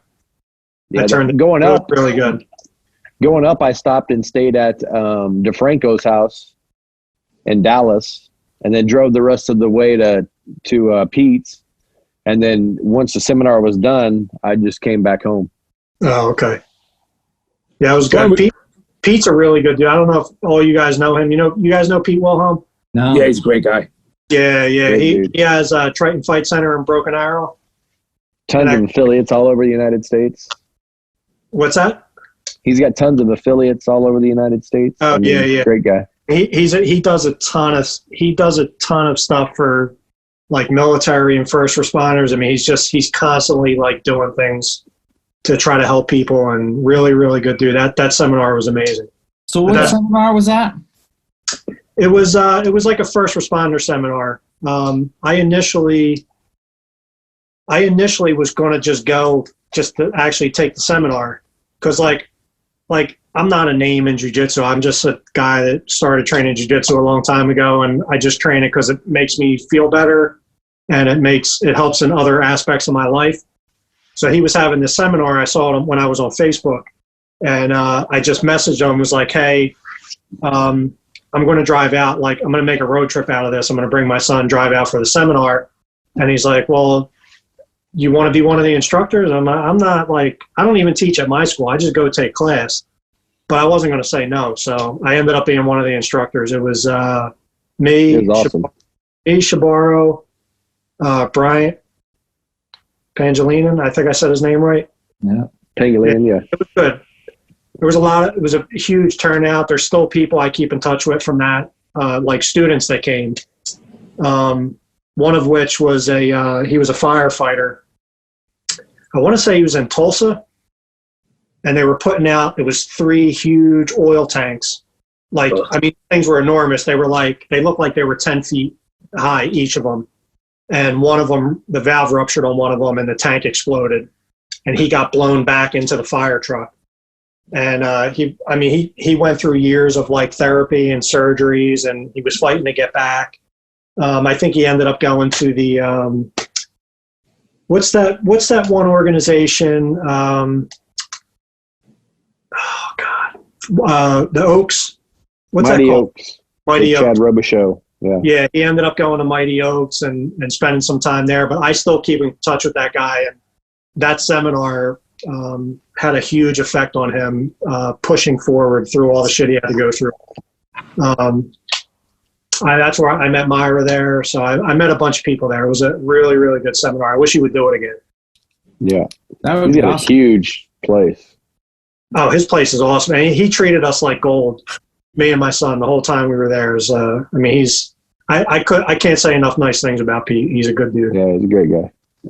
Let's go, Pete. Let's do it again so we can come out and meet you. Dude, it was, I hope he does. I still keep in touch with, I actually just sent him some pictures. We went out there, we went shooting with him the one day, me and my son. I had a little shooting competition with him, and I just found the video of it on my computer. So I got to send it to him. It was pretty fun. You know if the guy that you're talking about still trains? I don't. I got off Facebook a long time ago, and he was very active on Facebook. I know he's on Instagram. I found him on Instagram, messaged him, but I don't think he gets on Instagram ever because he never messaged me back. So I don't know what he's doing. I know he ended up, after his final stuff to try to get back on the job, for whatever reason, he ended up not being able to go back to full duty. Yeah, so I don't know. I mean, he had a lot of memory loss. He had a lot of short-term memory issues. So like, he wasn't allowed. They had just had a newborn. He wasn't allowed to be alone with the newborn because of his memory issues and stuff like that. And he powered through everything. So I gave a little speech at the end of my section, and apparently that speech affected him a little bit, and I ended up staying in touch with him that whole time. So hopefully he reaches back out. Hopefully he checks his Instagram at some point and sees the message from me. But yeah, that was a great seminar. But I definitely want to try to get back out there. I want to get to Texas. I want to get out to Brian's place. I want to get out to Alan's place. I want to see Pete again. I got to get out to Pangelinan's place in California still. So once everything goes back to normal, I got some more time on my hands now. Hopefully I can I want to start doing some more jiu-jitsu trips and getting out. So do this. Fly into Houston, stay with me. We'll train, drive up to Dallas, grab Shabaro, and drive up to Pete's. And then you can fly to Oklahoma or Dallas, either way. I'll drive us back down, drop Shabaro off in Dallas. You can fly out of there if you want to, or back down in Houston with me, but we'll make like a trip out of it. Shit, road trip with you and Shabaro would be dangerous. Let's do this. I've gone all over the world with that guy. Yeah. Yeah, I haven't seen him in a while either. I message him and text him once in a while just to say what's up around the holidays and stuff like that. But Yeah. He's pretty quiet. He kind of keeps to himself, him and Lisa, and they kind of chill out and do their own little thing. So yeah. I tell you, if you're training with him, he will give you everything. Like questions, anything he's doing, he'll teach you for an hour. Oh, yeah. Like we'll do a position, and you'll like, oh my God, that was an amazing position. Can you show it to me? Yeah. He'll spend an hour with like tons of detail, just going over and over in it. Yeah. And it doesn't care how much time. Like he'll stay there for 4 hours with you talking about that position if you want. Yeah. He just started like a new thing, I think, like Shibaro Tactical or something I saw. Yeah. Well, he's got Parasec sights. He's got some sights that he's been working on for a few years. They're a super cool sight. It's made out of like a fiber optic. The light comes in the top and then shoots out the back, so it's like self-illuminating, or it's like low light illumination, and it's a flat line. Like, you know how most sites you got a bunch of dots and you're trying to line up the dots and your freaking dots are everywhere? You know, people that are starting to learn how to shoot. This is my son, Luke. Come here, Luke. What's up? Brian, what's the name of that site? I'm looking it up. Parasec. Okay. And so, anyway, he's got his first sights for, I think, Glock and SIG coming out, I think, in August. But on his Instagram the other day, he had a sneak peek of them, I think, on one of his Glocks.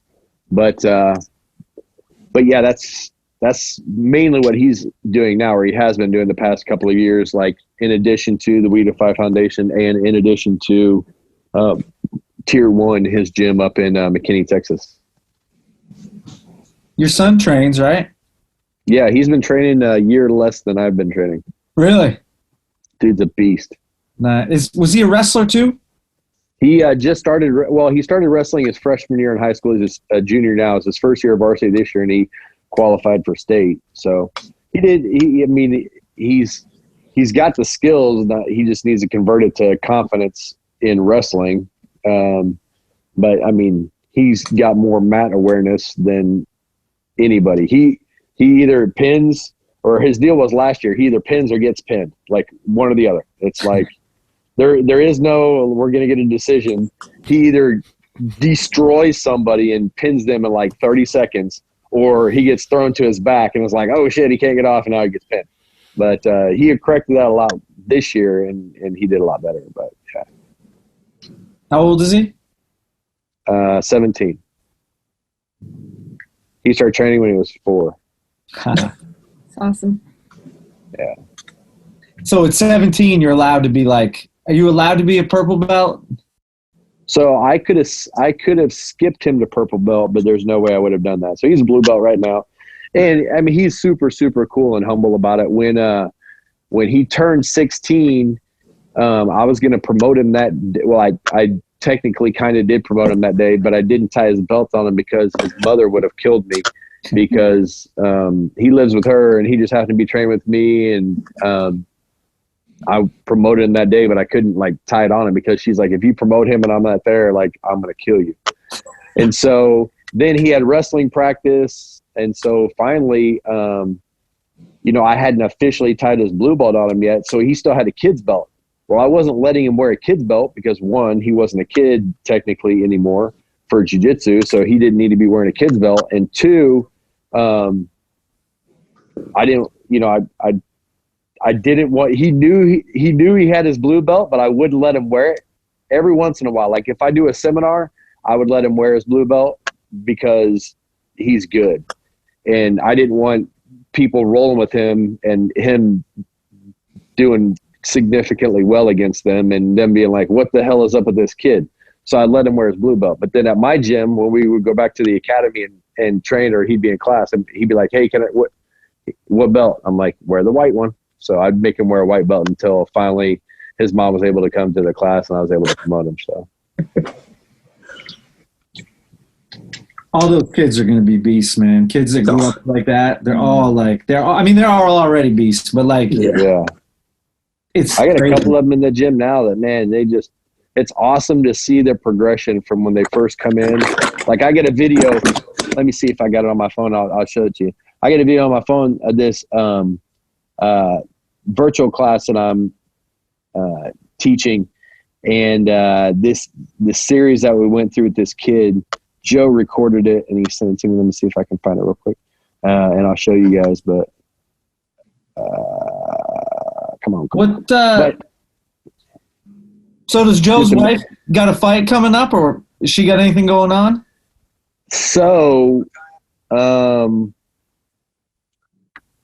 I know she's training to get a fight. I know she wants to fight Roxy. I know she's trying to get the date right because Joe, her husband, is in the Air Force Reserve in Arizona. They live here. He instructs with me, but he flies back 1 week in a month for his drill and then 2 weeks a year. But he's not doing that right now. He's doing it virtually. Well, one of the dates that she was trying to have a fight. He had a drill, so I think they're just trying to work out the specific details and find out which one that they're going to be on. But I know she wants to fight, and I know she's looking to fight as soon as she can. So, I mean, there's fights this weekend. I mean, next weekend, right? Like, yeah, 7 days or 6 days or whatever it is from now. Brian, if you want to show that video, make sure you lean your mic near it too. I think we can see it. I will. There So you this go. is this kid. We're doing a virtual class Yep, with this hit it. training dummy. rookie mistake. Right. I'm trying to do it backwards. There we go. We're working on a double underpass. Stapling down the leg, straight to Nice. sack and shaw.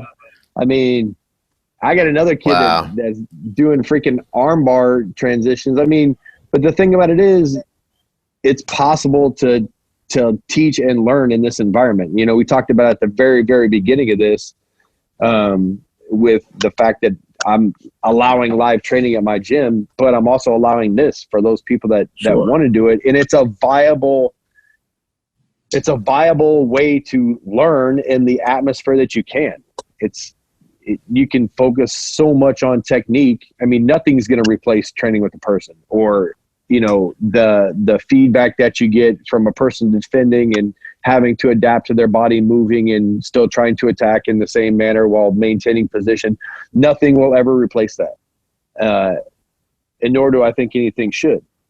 But with the cards that we're dealt right now, why would a person not make the best of the situation? And I got a lot of people that are. I mean, they're just excelling at the technical aspect of their jiu-jitsu. So I think too, like, I've taught a couple like virtual classes or whatever, and when you try to put together like the online class and there's no partner, you like have to think about it like so much, like in a different way.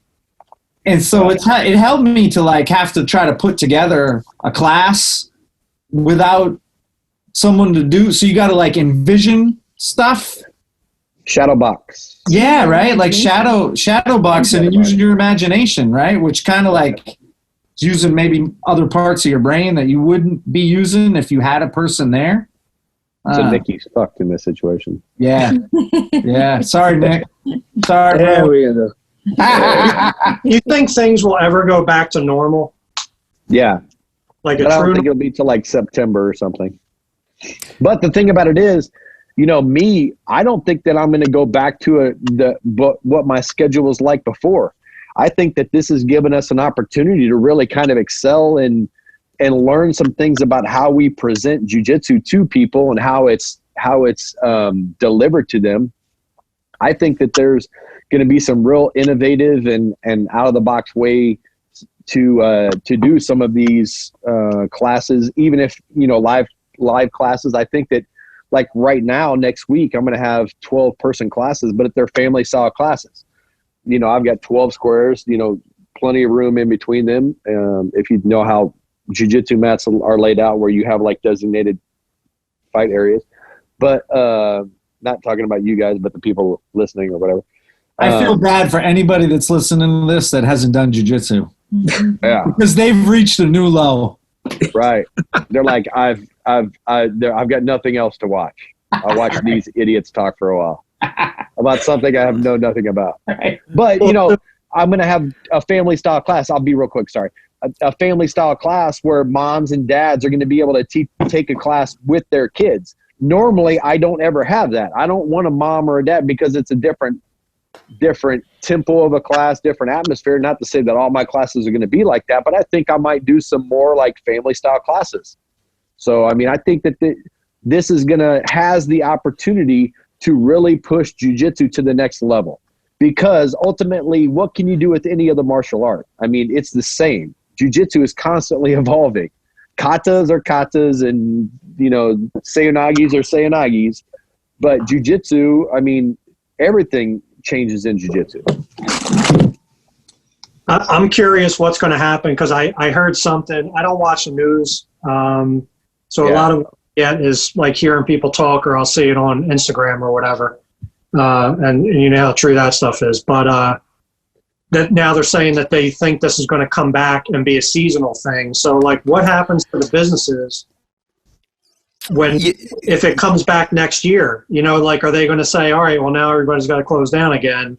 Yeah, let me come in with a little science here.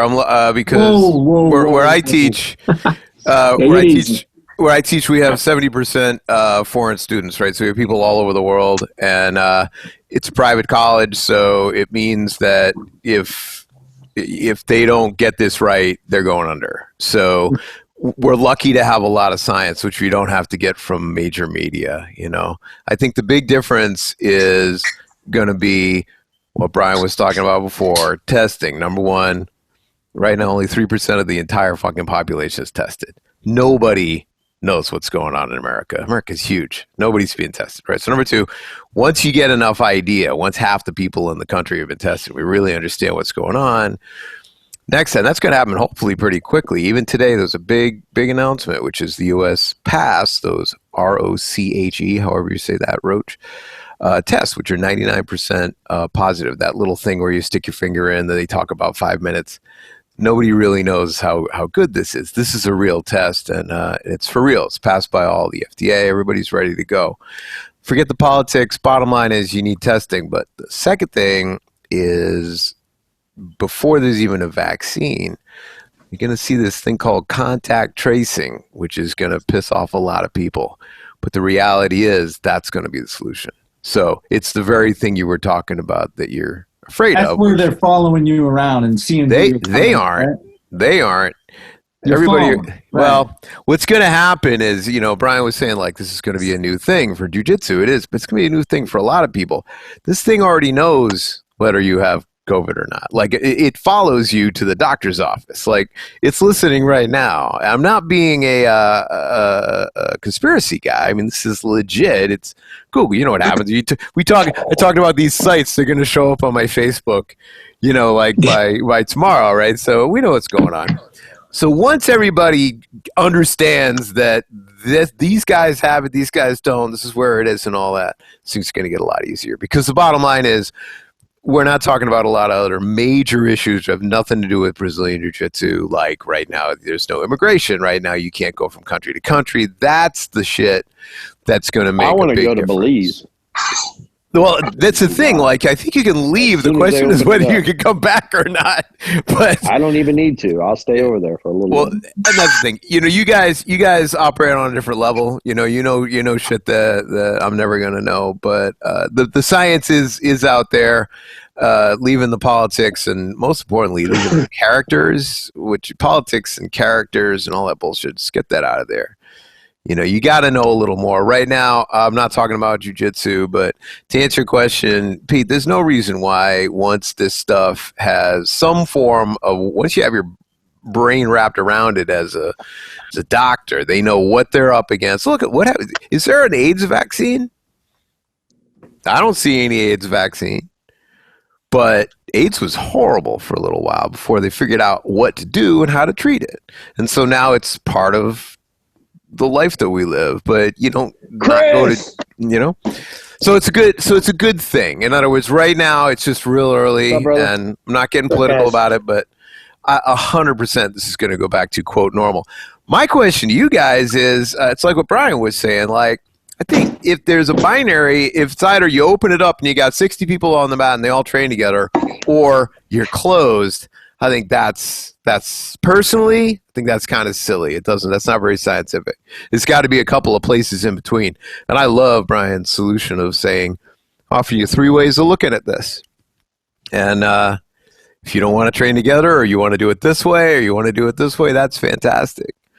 But yeah, I mean, I think, Pete, I'll ask you back. I mean, do you want it to be that way? I mean, do you want everything to go completely offline forever? Maybe it doesn't mean a lot to you, but it means a lot to a lot of people now. I think there's a lot of benefit to being online, especially, I mean, look, everybody that trains jiu-jitsu knows that the first time you went to their very first time walking into an actual class and putting a gi on and wearing this pajama, everybody feels scared, terrified, and nervous, right? And I think that's what keeps a lot of people from even exploring taking their very first class. So just from the aspect of, parents who look, I never wrestled, I never did any martial arts. My shit was all street fighting growing up in the city. I had no skill or experience outside of street fighting. So I was completely out of my element. But you take, mom and dad that have never been in a physical altercation in their entire life, they're going to be hesitant to put on a gi, step on a mat, and do all this weird shit that they've never done before in front of, 20, 30 strangers. The online aspect of this is a great way for them to get familiar enough to feel comfortable at some point to say, you know what, I think I'm comfortable now walking in there and putting a gi on and taking my first. I couldn't agree with you more. Yeah, I've had a ton of parents that are training jiu-jitsu now with their kids, and after their kids do it, you know what they do? They practice the position too. So I mean, not to say that those parents are going to eventually join. I just think it's awesome to see them training jiu-jitsu, and maybe they wanted to, and just like you're saying, Pete, it's a great way to get the foot in the door without all of that nervousness of walking in the door. Let me throw something else out too, because I'll be the firebomber here. It's all good. Like, what you're looking at is being slowly separated away from that original, bunch of pit bulls that all came from Brazil, and we're street fighting. We're gonna have dojo storms and stuff. I love that shit. I love the culture of it. I love the history of all that. What's happening now is there's a potential of maybe just like the evolution doesn't mean that everybody has to do all these things. The evolution means that some schools are going to be like, fuck that. We compete. That's all we do. Some schools are going to be like, fuck that. We're growing MMA fighters here. There's no place for mom. Karen, stay away unless you're ready to like throw down.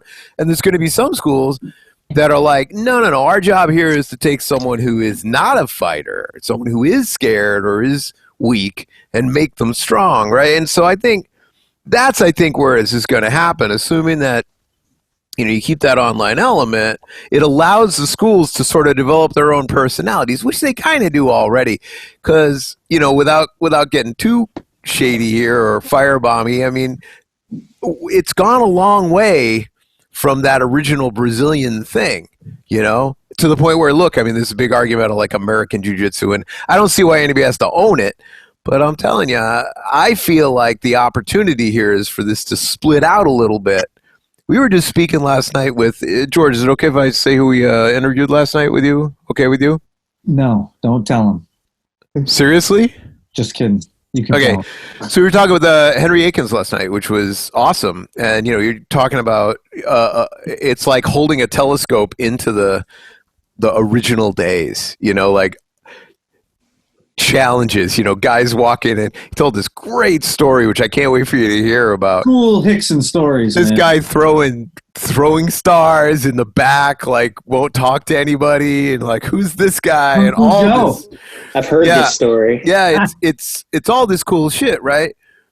But his point was like, no, it's not Brazilian Jiu-Jitsu unless you train with some strikes, you know? And you're like, cool, right? I mean, this is all these different things. I don't see how you could possibly just say, yeah, my school is all these things. We train MMA guys. We got, you know, Karen and Joanne, you know, training over here. We got kids. We got adults. We got 80-year-old dudes like me who are just trying to hang on to their youth, you know, are really not interested in fucking throwing down too much. And you got like people who are traditionally doing the thing with the thing. I mean, at some point, why not let the schools be what they're good at? What do you think? Am I totally crazy on this one? Moms to murderers. That's what I say. I came from zero fighting at all. My thing was, I'm a fucking piano player, you know? So like judo and then later jiu-jitsu replaced judo, but in my case it was judo, actually made me strong. Like I was super weak and I was super fearful, and I went to it in order to stop being that way. And you can obviously see the badass that I am now. So, you know, so I'll always represent that, you know? Yeah, not, you know, what the competition aspect of jiu-jitsu, I think, has skewed things to an extent to where a lot of schools and a lot of people, to them, jiu-jitsu is about being some kind of champion. And not everybody wants to be a competitor. Not everybody wants to be, you know, a 3-time Pan Am, you know, gold medalist and Abu Dhabi this and blah, blah, blah. Not everybody wants to do that. Not everybody wants that to be, you know, like wants to get into that side of jiu-jitsu. A lot of people want to get into it to get in better shape, to get stronger mentally, stronger physically, and build confidence, you know, not only in their jiu-jitsu skills or their fighting skills, but I mean, we all know, anybody that's trained for a significant amount of time, that confidence translates into other aspects of your life and ends up helping you in other aspects of your life. 100%.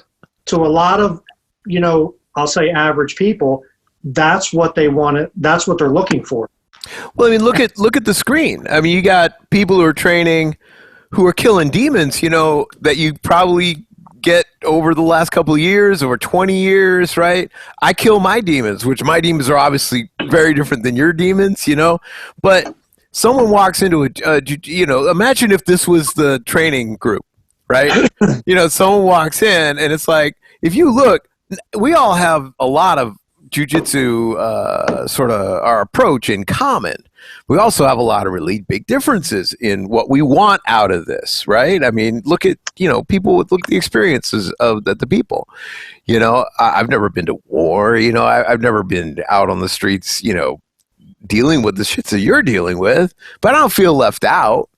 I guess what I'm getting at is that it seems silly to look at Atos and go, yeah, you're going to need to go and change everything you do in order to include these other 5 things, right? You know, but I'm sorry, I just chose Atos because it's an easy call. I don't mean to call them out, but I mean, it's like, I look at that kind of what we'll call a competition gym, which is not to say they don't have a kids class, but it's known for its competition, right? Why try to do this, man? I mean, you guys are old enough to know what I'm saying. Those guys, I don't think that those specialty schools, I'll say specialty schools, but schools that like one aspect of or one facet of Brazilian Jiu-Jitsu over another, I don't think that those guys are going to change. What I was talking about was, I think that the way that we're able to deliver Jiu-Jitsu, or the way that we're able to maybe reach more people with different media sources, I think that that's going to change. I think, just like what Pete said, I think if we do a little bit more virtual thing to get people more comfortable coming in, the hardest thing for an adult to do is to learn a new skill. So to get an adult to walk through that door to join is like an amazing feat. I had a lady sit out in the parking lot whose husband trains at a different gym, but she sat out in the parking lot 3 separate times before she came in the door. If I would have been doing virtual classes at that time, maybe she could have dropped in on one of the virtual classes, even anonymously, to observe it, or I've been posting them on YouTube to our channel as well, some of the virtual kids classes and adults classes that I've been teaching.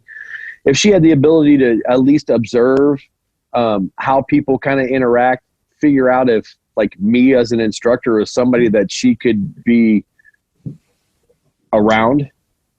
And what I mean is when adults talk to some people like, man, I don't like how that person talks. So, or I don't like that the message that they try to say, or, you know what I mean? That's what I mean about be around, not anything else.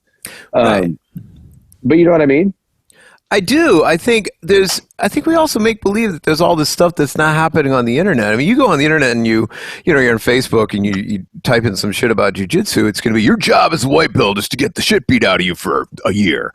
You're like, yeah, I mean, it is, but it isn't. I mean, I think the amount of badass coolness factor that people attempt to display on the internet, especially younger people, it's really hard to make a straight line between that and, yeah, I got an 8-year-old who's, who likes this or watches the UFC or one of those kind of things. So anyway, it just looks like to me, the things that I'm involved in I've been around for, hundreds of years, been taught, and even look at like judo. It's been taught in the same way for so long that you can kind of look at it and now, it's kind of sort of, without being too shady, has kind of gone to shit. But jiu-jitsu has this cool opportunity now to say, there's a lot of ways to look at this. If you want to come in and try your hand at beating the shit out of this state cop, let's go. But, there's a lot more to it than that, I guess Chris, I know you've been teaching a lot of virtual classes. Chris, I know you've been teaching a lot of virtual classes. What do you think? Well, I think it opens up kind of like what you've been doing with the intro stuff. Because like with me, right now I don't have a day job because of the whole coronavirus thing, but the intro class thing, I think that with doing virtual classes, it does open up that potential of doing intro classes. So clients can go on and watch like a 30-minute intro class and sit there and go, okay, well, this is what the basic knowledge of what I need to know before going into what a night class would be. And what we would do is at the school that I used to train at in Indianapolis, we would do personal intro classes. We would schedule a one-on-one intro class with somebody. They'd learn, I think, a bridge escape, a rear naked choke, stand with base, just a couple basic movements, and then we'd give them the schedule. We'd give them a walkthrough of the school, just little basic things with a coach, and then they know who, like, they get a face on the coaches that are there. They'd meet the owners. But, I can't be there during the day because, again, I have a day job. Stacy has a day job. All the other coaches have day jobs. So I think with with having the internet and having Facebook and YouTube and whatnot, having the ability to do virtual intro classes is helping. I'm getting messages from people saying, thank you for doing YouTube moves of the week. Obviously, I'm not freaking Kurt Osiander. I'm not planning on doing that type of, following. But, my kids, I'm actually getting messages from my kid students. Can you do this move of the week for us? Because this is something that I've always had a question about. So that's what I've been doing. Like, I've been messaging our kids' classes. So, like, last week was a takedown. I asked one of our kids, like, what do you want me to do this week? And that's what we've been doing. So it's been helping me with our kids, at least, just getting kind of getting their heads going still in the jiu-jitsu game. So I think that virtual classes, I think they're, I've actually been following your lead on it because We lost him. I see sharing your YouTube page and my student. Indiana is losing its internet. And they've all been like, thank you for sharing this. That Chris, you're cutting out. If you want to finish your thought, just turn your video off for a sec so we can hear you. Okay. Yeah, regretfully, it looks like he's gone. Oh, Hey, when we're talking about virtual, you guys talking about Zoom classes or? Yeah. So you're doing Zoom where it's like interactive. Oh yeah, 100%. I'm coaching them through it. If they're messing up, I'm giving them direction on what they need to do to correct the position, like everything. The only thing that's not happening is not sure why I can't get all this to now. This is a little note to reminder of scheduling something in the future. You send in a 4 and a 12 something. I'm running way back when. Oh yeah. He's mad at you. Joe is mad at me. Joe. Not sure why I didn't get any of this to now. There's a little note to reminder when scheduling something in the future, you send the invite info more than 24 hours before. Something I learned way back when scheduling meetings. Joe's pissed at you, buddy. Man, I love Joe. Joe, I love you. I'm going to come down to Ronkonkoma and give you a hug, man, because I love you. He's so mad at you right now. Joe is on his flip phone. George is in big trouble. I had everybody texting him. Right? I love Joe. Even if he's mad at me, I still love him. No, but yeah, I'm teaching virtual classes, and it's like I'm doing 3 things. I do the technique of the week. I put it on YouTube so that way they can review it. I'd already planned on doing that a couple of months ago, and a lot of times things have to force your hand, and this did. So now I'm doing what I would planned on doing, and it just accelerated the process or made it happen now versus instead of planning it out a little bit, which sometimes isn't always the worst thing either. But I'm doing the technique of the week, showing the techniques that we're going to show so they can review it. I mean, I don't have a shitload of people that are reviewing it. I mean, a substantial amount, but not a shitload, but still, I mean, they review the technique of the week, and then I teach the class. I'm teaching up until Wednesday. Well, no, that's not true. Up until Friday, I was teaching 2 virtual classes at one at 11, a kids class, one at noon, an adults class, one at 4, a kids class, and then one at 5, an adults class. So I was teaching 4 virtual classes a day. A few weeks ago, I was doing 3 30-minute virtual privates a day. But I just kind of ramped all those people into since I was teaching so many virtual classes. But I've got kids that are taking every single one of my virtual classes. Like literally, I've got one kid that has taken, if you count from now until the day that I started teaching virtual classes, he's taken 10 classes a week since this started. Let's call freaking crazy. Call it out, Brian. The other thing is that younger people especially are living most of their lives on this screen or on the little phone screen. So you're coming to where they're comfortable. Right? Well, I mean, they're not leaving their house to go do the thing like we did when we were kids. I mean, there were people all over the world. We went to Zoom, and the faculty where I'm at is all freaking out. The students are like, yeah, whatever the hell. Yeah, okay, Zoom here. They're teaching the teachers. But if you think about moving forward, that's kind of what we were talking about. And I hate that term moving forward, or I guess the new normal, because there's not going to be that new normal is so stupid. Just the future. It's the future, man. Yeah, but moving forward, I think that there's going to be an opportunity, and I've said this a dozen times in a bunch of different places, but I think there's going to be a way that we can innovate as instructors to be able to bring jiu-jitsu to more people in a broader fashion through multiple media sources. I think that we've got to think outside of the box moving forward and not use that, well, this is the way that it's always been mentality. The people that are doing that are those people like Atos or AOJ, not Atos, but AOJ, because they broke off. Just so you know, they split off. AOJ, they are on the cutting edge of innovation with how they're distributing to their students. You know, I mean, there's all kinds of people doing, and I'm just rambling on right now, but there are all kinds of people out there doing online academies and things like that.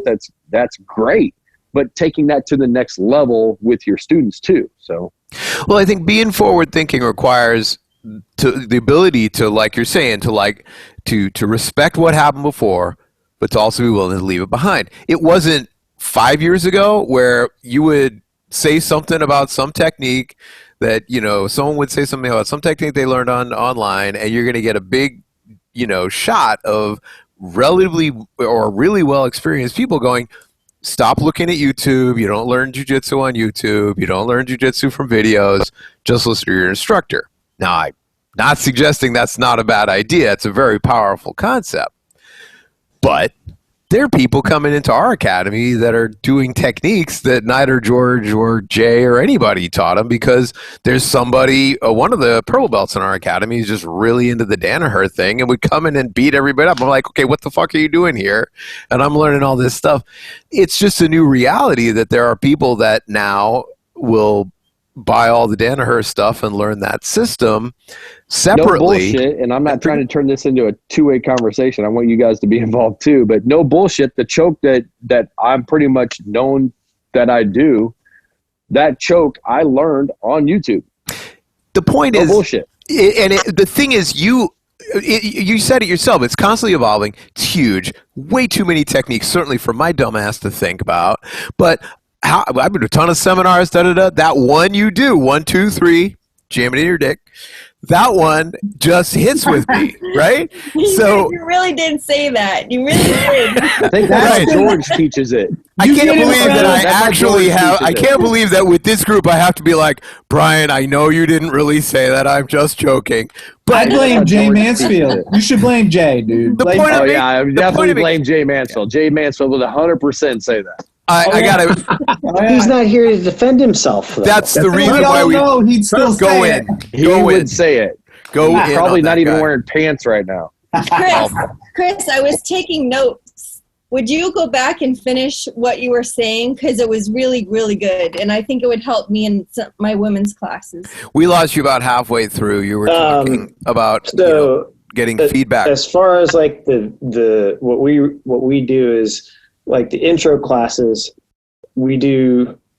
I just film it. I would film it. I film an intro class and I post it on our student page, and then Uncle Joe on our school YouTube page. Sorry, keep going, Chris. We're gonna welcome Joe when he connects to audio. So instead of us, like, if we have a student that needs to know about like what an intro class would be like, we would direct them to that. So it's basically the same thing that Brian does with like a virtual tour type thing. But what I've been doing is the same thing, kind of what Brian does with virtual classes. I tag a link to actual Brian's online classes, his YouTube page, in our student group, because I don't have time every day to film classes for all our students. So they're actually watching Brian's classes. You're welcome. Have them jump on the Zoom, man. Yeah. So, well, most of our kids are Zooming for school around the same time. So that's the problem. So, including my kid. And that's so much fun right now. It was fun for the first couple weeks, right? No. After a while, it's like, Not at all. Not at all. Luckily, at the end of the month, school's going to be done. Yeah, I'm on the phone. I'm on. Finally. What's up, brother? Now I'm on. What's up, man? What's up, guys? How you doing, buddy? I'm doing good. How are you, man? Dude, it's good to hear from you, man. I got the meeting info late. I don't know why it didn't pop up on my phone. And now I can't get the stupid camera to work. That's all right. We got I don't think flip phones have cameras, Joe. Somebody teach the old guy how to use technology, man. Joe, you want a rotary phone? One of those things called an iPhone, not a flip phone. He's on a rotary phone. I still remember the rotary phones. That's what I'm using. I told you. Right? How are you guys all doing? Everybody's good, safe? How's the new gym coming, Joe? Other than what we're dealing with right now, but is it all built out, ready to go? It's almost ready to go. I'm putting it. The bathrooms are being put in now. So I just went ahead and started to do the bathrooms, and I didn't get the building permits finalized. But I'm having some problems with sewage with the landlord. But I decided, screw it. I'm just going to build it because I need the space for what I'm going to do when we finally open up. I don't know if it's a good thing or a bad thing to start with the contact right away. I mean, I don't know. I mean, I'm on the fence. So, a lot of guys don't want to do jiu-jitsu unless they're doing contact. But then on the other side of the fence is if somebody, God forbid, gets sick and it gets traced back to me. And they can't trace that to anybody. That thing is floating in the air. You can get it walking down the street. You could. No doubt you can. And I think a lot of this is mostly hype, and I get all that. But it takes one person in the gym to get sick, and then the publicity behind that will destroy the business. So I don't know what I'm going to do one way or the other.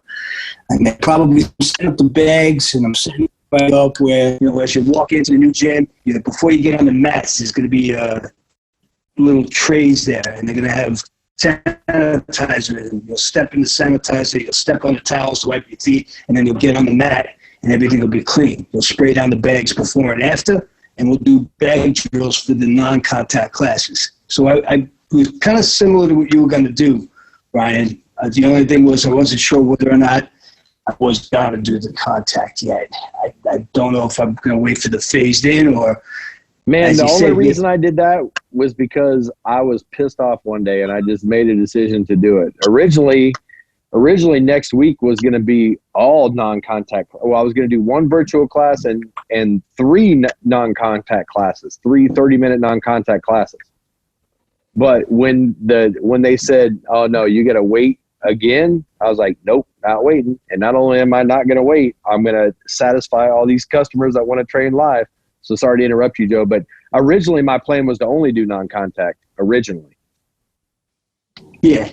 So I don't know yet. So they got the antibody testing out now. So I'm thinking maybe. If I have somebody, if I run a contact class and I say, okay, bring your test results, maybe that's, I mean, there's still no guarantee that you can or can't. Nobody knows the damn thing anyway. But still, that shows I took precautions. The only people that are taking it are people who have the antibodies, and they sign a waiver, and it's a closed-off class, dead members only.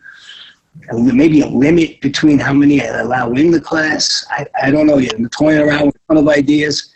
And, I got some time yet. You guys are, open for business already. And I don't even know if we're going to get the okay to go on May 15th. I'm but you know what the problem is, Joe?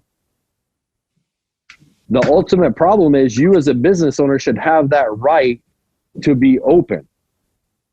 That's what the problem is. And your customers should have the right to choose how they want to take a class.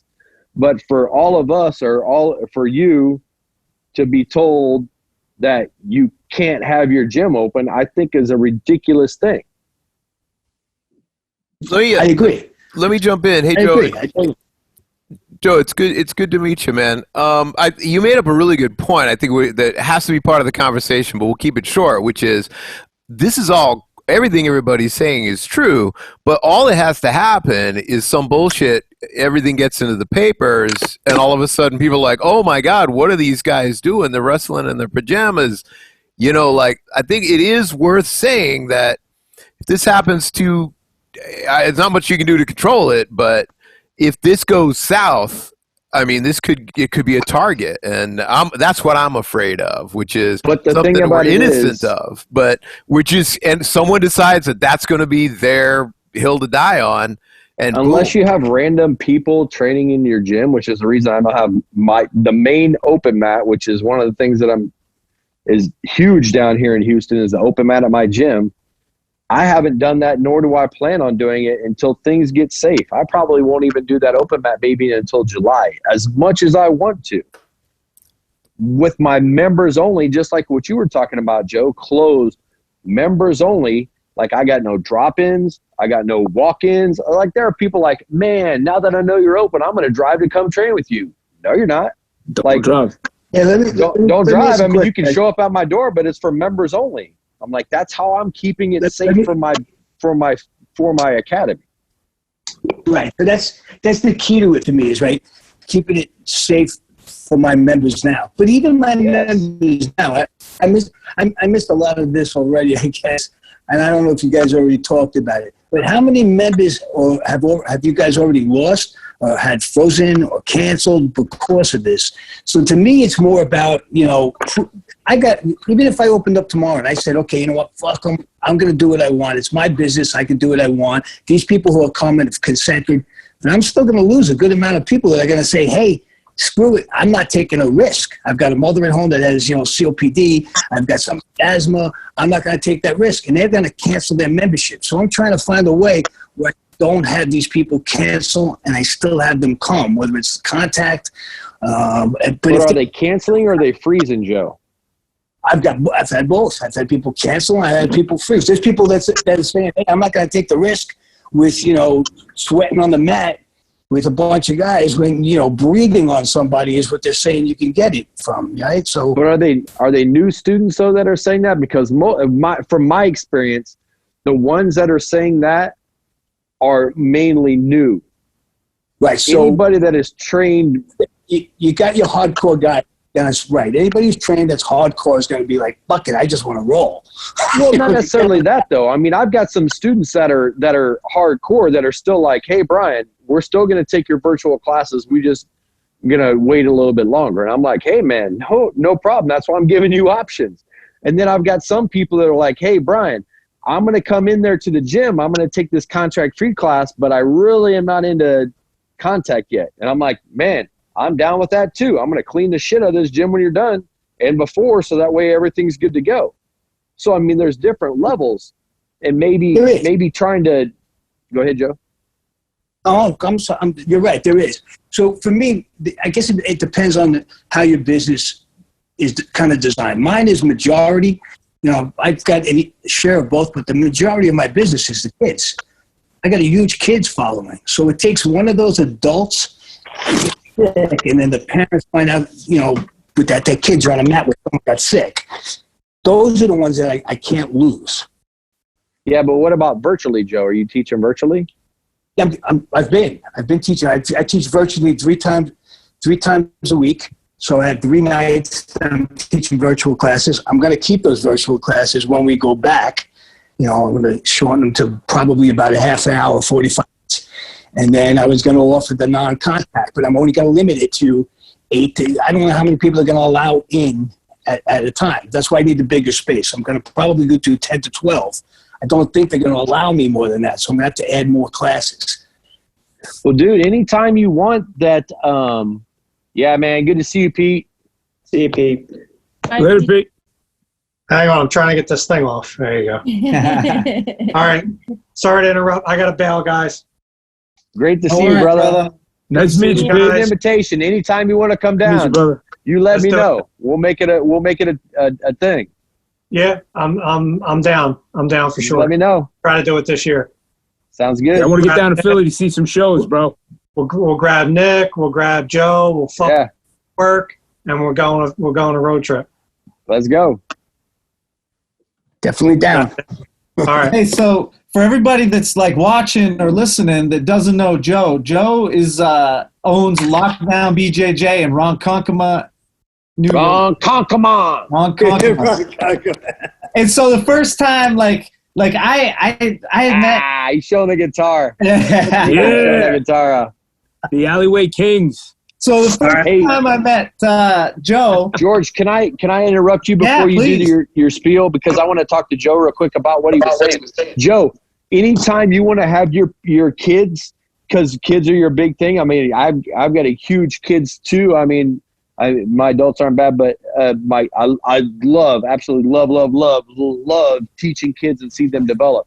But anytime you want to have them jump onto my Zoom class, if you want to, send them the link, man. I don't even have a password for it. It's on all of the Facebook pages for the Academy, all the Instagram pages for the Academy. I'll text it to you. Have them jump on anytime that they want to. if they're able to jump in a class, I'd be more than happy to just tell them that we've partnered up, you know, and I'd be more than happy Brian, to have anybody jump in. That's kind of what I wanted to talk to some of you guys about too. So it'd be kind of good to kind of help each other, right? Especially now, I don't know if everybody on the call is back in business, but I would like to do that too. Have you like on my link as well? Jump on my link, and the both of us, you know, teach and go back and forth as like a guest, so to speak. You know, it kind of keep the interest going because you know I'm doing the drills every day. It's just me. So it'd be nice to have somebody else, maybe, you know, you jump on or anyone else from the call jump on. You too, Nick. Why don't you jump on once in a while, buddy? Joe, I tell you, man, I miss you, bro. I miss all of you guys, man. I hope, you know, everybody's staying safe. It's just a very strange time. So, Joe, is your new gym in the same, like, building as your old gym? It's in the same shopping complex, but it's almost 7,000 square feet. Wow. So what I did was I opened up, we've got about, it's pretty big. It's just, all this is happening. I was building it, and now, you know, this comes around, and you're like, oh, man, I just opened up, you know, close to 2,800 square feet of just mat space. And you might not be able to use the mats. Oh. So, kind of, we got a kickboxing area. You know, what I do is one night I'll let you guys know, and I'll do the virtual class, and I'll do it in there, and I'll put the link, and you guys can all see the place. But we've got I see pictures. It's awesome. We've got, yeah, it's been coming along. It's nice. It was a dream come true. If I'm actually able to fill it. It will happen. Yeah, we'll see. I hope so, man. But and I just think, you know, at a time like now, it's just, you know, in this kind of, in our industry, I think we all just need to help each other just so we can all stay afloat. I mean, they talk about small business and helping small business, but, you know, when they're talking about small business, they're talking about Shake Shacks and all the other fucking assholes who are getting the money, and I got dick. Excuse my French. Yeah. I'm sorry, man. That's not French. That's English. But yeah, it's Brooklyn English.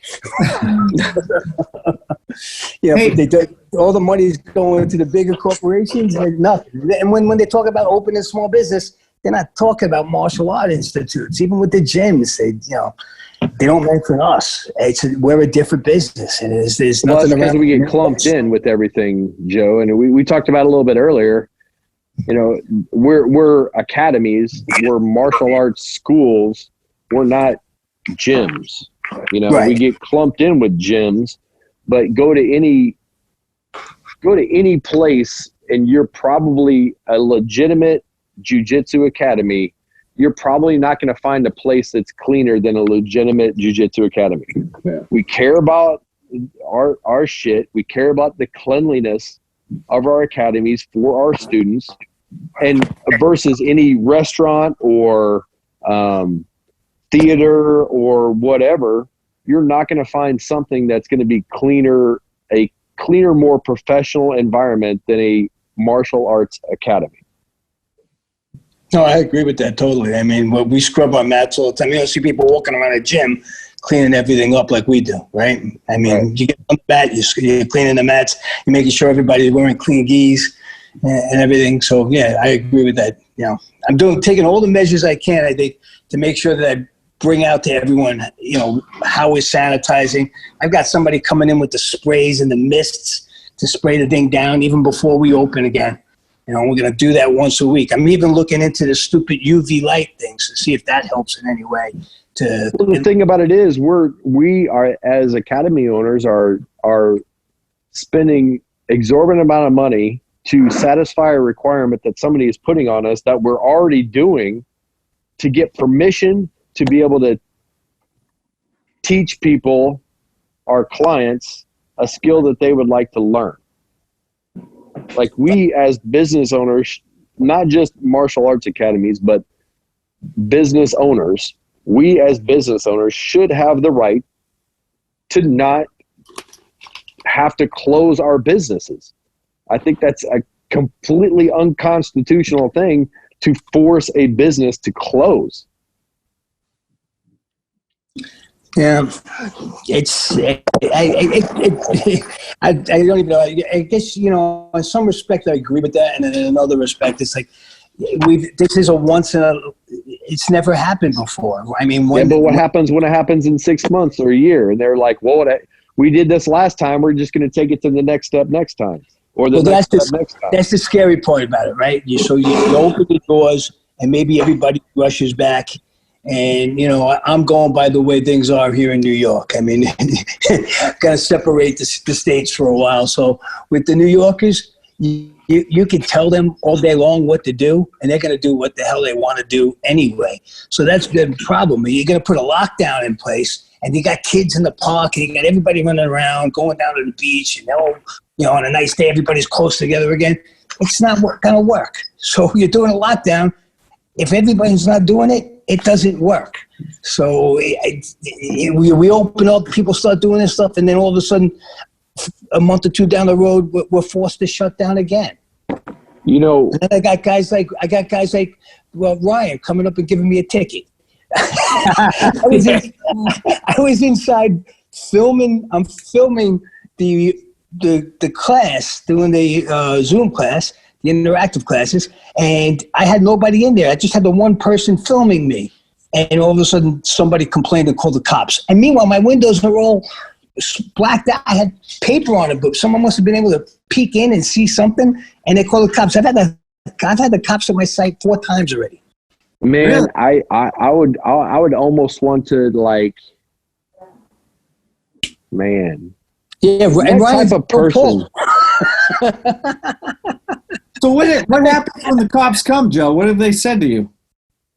The first time he came, he was kind of an asshole. He was like, hey, you know, you're not supposed to be in business. You're not supposed to be running business. I said, I'm not running a business. It's my place. I can come in here, open up, and film and do whatever I want. There's nobody coming in. I'm not open for business. I'm closed. So, you know, he got upset about it, and he said, okay, well, somebody called. They said they thought they saw some kids in here. What I had was one of the fathers came by to help me put some sheetrock up, and he had his kid with him. And then he left, and then I filmed. And it was like they thought the kid was in there training. And I said, no, nobody's here training. I'm not open for business. I can do whatever I want on my premise. So, you know, basically he left. He said, you know, put paper up in the window so people can't see in. So the next day, that's what I did. And I guess somebody saw the car outside and me inside again, and they called the cops again. So the same cop came back. He said, dude, don't worry about it. He left. He was cool about it, but he has to respond. And, you know, it's just like, it's craziness. People like that are sad fucking souls. That's like Nazi shit, though, man. People Snitch phoning in on fucking businesses for being open. Like, those are just sad souls. Yeah, it is, but you're going to get that, right? I mean, if you open up for business, once you start opening up, if you know, how many times you walked around a store, if someone doesn't have a mask or you don't have your mask on and someone's going, wait, where's your mask? Or don't get too close to me. Or something stupid. You know? Jesus. It's like, we got told not to come into a grocery store the other day because my wife and I were like holding hands, walking up to the building and said, oh no, you can't come in. One of you can't come in. Go back to the car. I'm like, really? And mother and son were walking out of the grocery store while we were walking up to it. Like, seriously? You're going to tell me to leave?